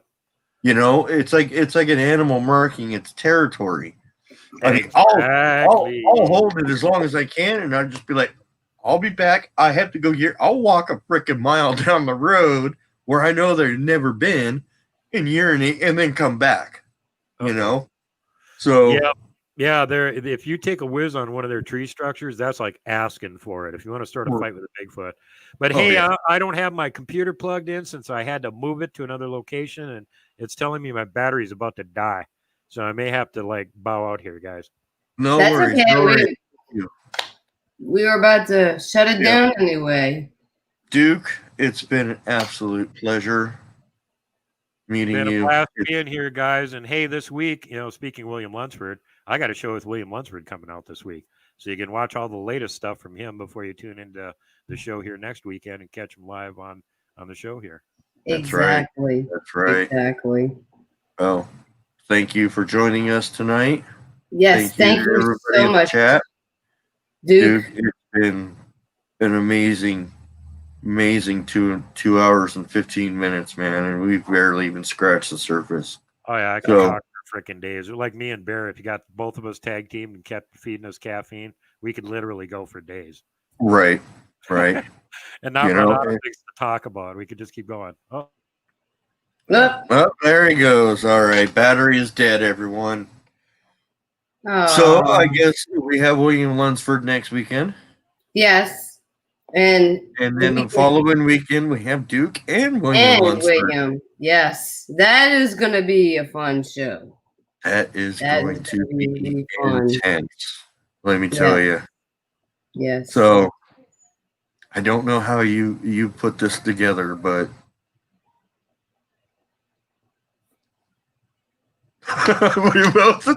you know, just like anybody else who comes on the show, there are people like us, you know, extraordinary, down-to-earth people, good hearts, good souls. We're all into the same topic. We've all had our own experiences, our own encounters, and you know, and they're all similar, but they're all different in the same time. Exactly. You know? So you have others that have more that could shed the light on different things that we don't understand and we don't know, but we can ask questions about. Right. But our experiences, we could tell the people, you know, well, you found a rock being thrown at you. Well, what does that mean? It can mean several different things. So when you get together and you listen to everybody who comes on the show and tells about their experience, then you can come to a conclusion on it, you know? So Monkey. My dog Monkey's trying to come in. Come on, Bubba. Aw. Come on, Bubba. Want to come be on camera again? No, he wants to stay on Mama. So anyway, let's tell Duke. Duke, thank you so much for coming on. And I know your battery died. And I appreciate everybody in the chat room. Everybody who's watching appreciates it. So until the weekend after next with William Lunsford for next weekend. So tune in, everybody. Y'all have a wonderful and blessed week and blessed night. Well, hold up before we go. Oh, yeah. Duke's YouTube channel. Oh, World Bigfoot Radio. William Lunsford's YouTube channel. It's some way. I got so many of them. Hold on. Oh, somebody's playing with a duck collar. Well, she figures out everybody. Go check out everybody's channels. Yes. Go check out everyone's channels because we all have a different story to tell. We've all had different encounters. We've all had different sightings. But yet they're all the same and the same, you know. They're all the same, but they're all different. So everyone check out everyone. You know, we'll get a lot further along working together than we will putting each other down because we live in different geographical areas. One thing me, Christy, and Lewis have discovered, particularly even just me, Lewis, and Bronzini Bigfoot, because we're all in Southern California, is everyone's group does stuff differently. It's the same, but it's slightly different.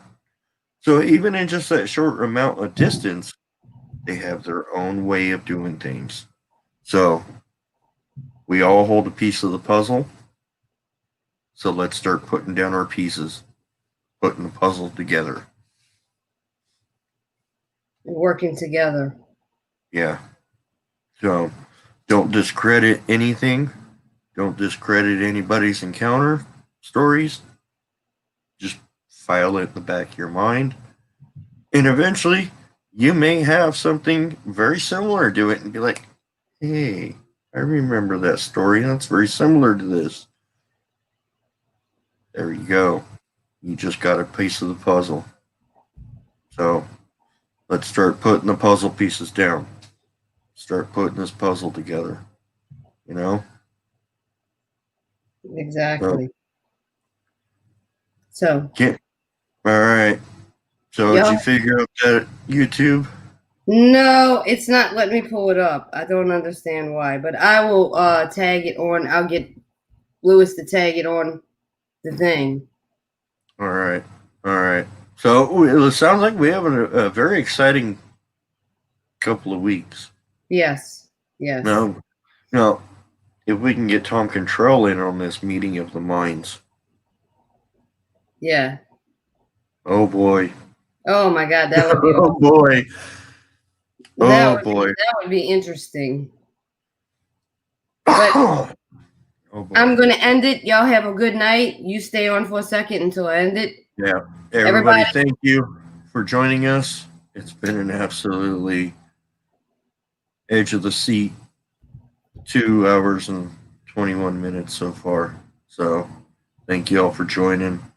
I'm glad you all can make it here. Christy, you're absolute joy to work with. You're a pleasure. Thank you. The Squatchaholic, our moderator, does a wonderful job. We got another moderator coming in. Pat, Blue-Eyed Northerner. She's gonna be a mod. Okay. All right. And then Lewis, we miss you, buddy. Yes. We miss you. Got to get back up here, buddy.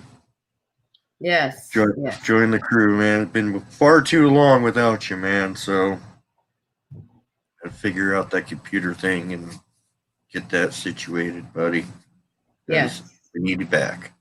Yes, we do. So, although you're doing a very wonderful job in the background, let me tell you. Let me tell you. He's watching. He's gotten some good guests since his computer went. Yeah. So he is still working very hard and very diligently in the background. So he is still very much part of this podcast. And we miss you, buddy. Yes. I keep in contact with him, believe me. I do too. So. All right, everybody. With that. Peace, Sasquatch grease. Bye, everybody. Happy hunting.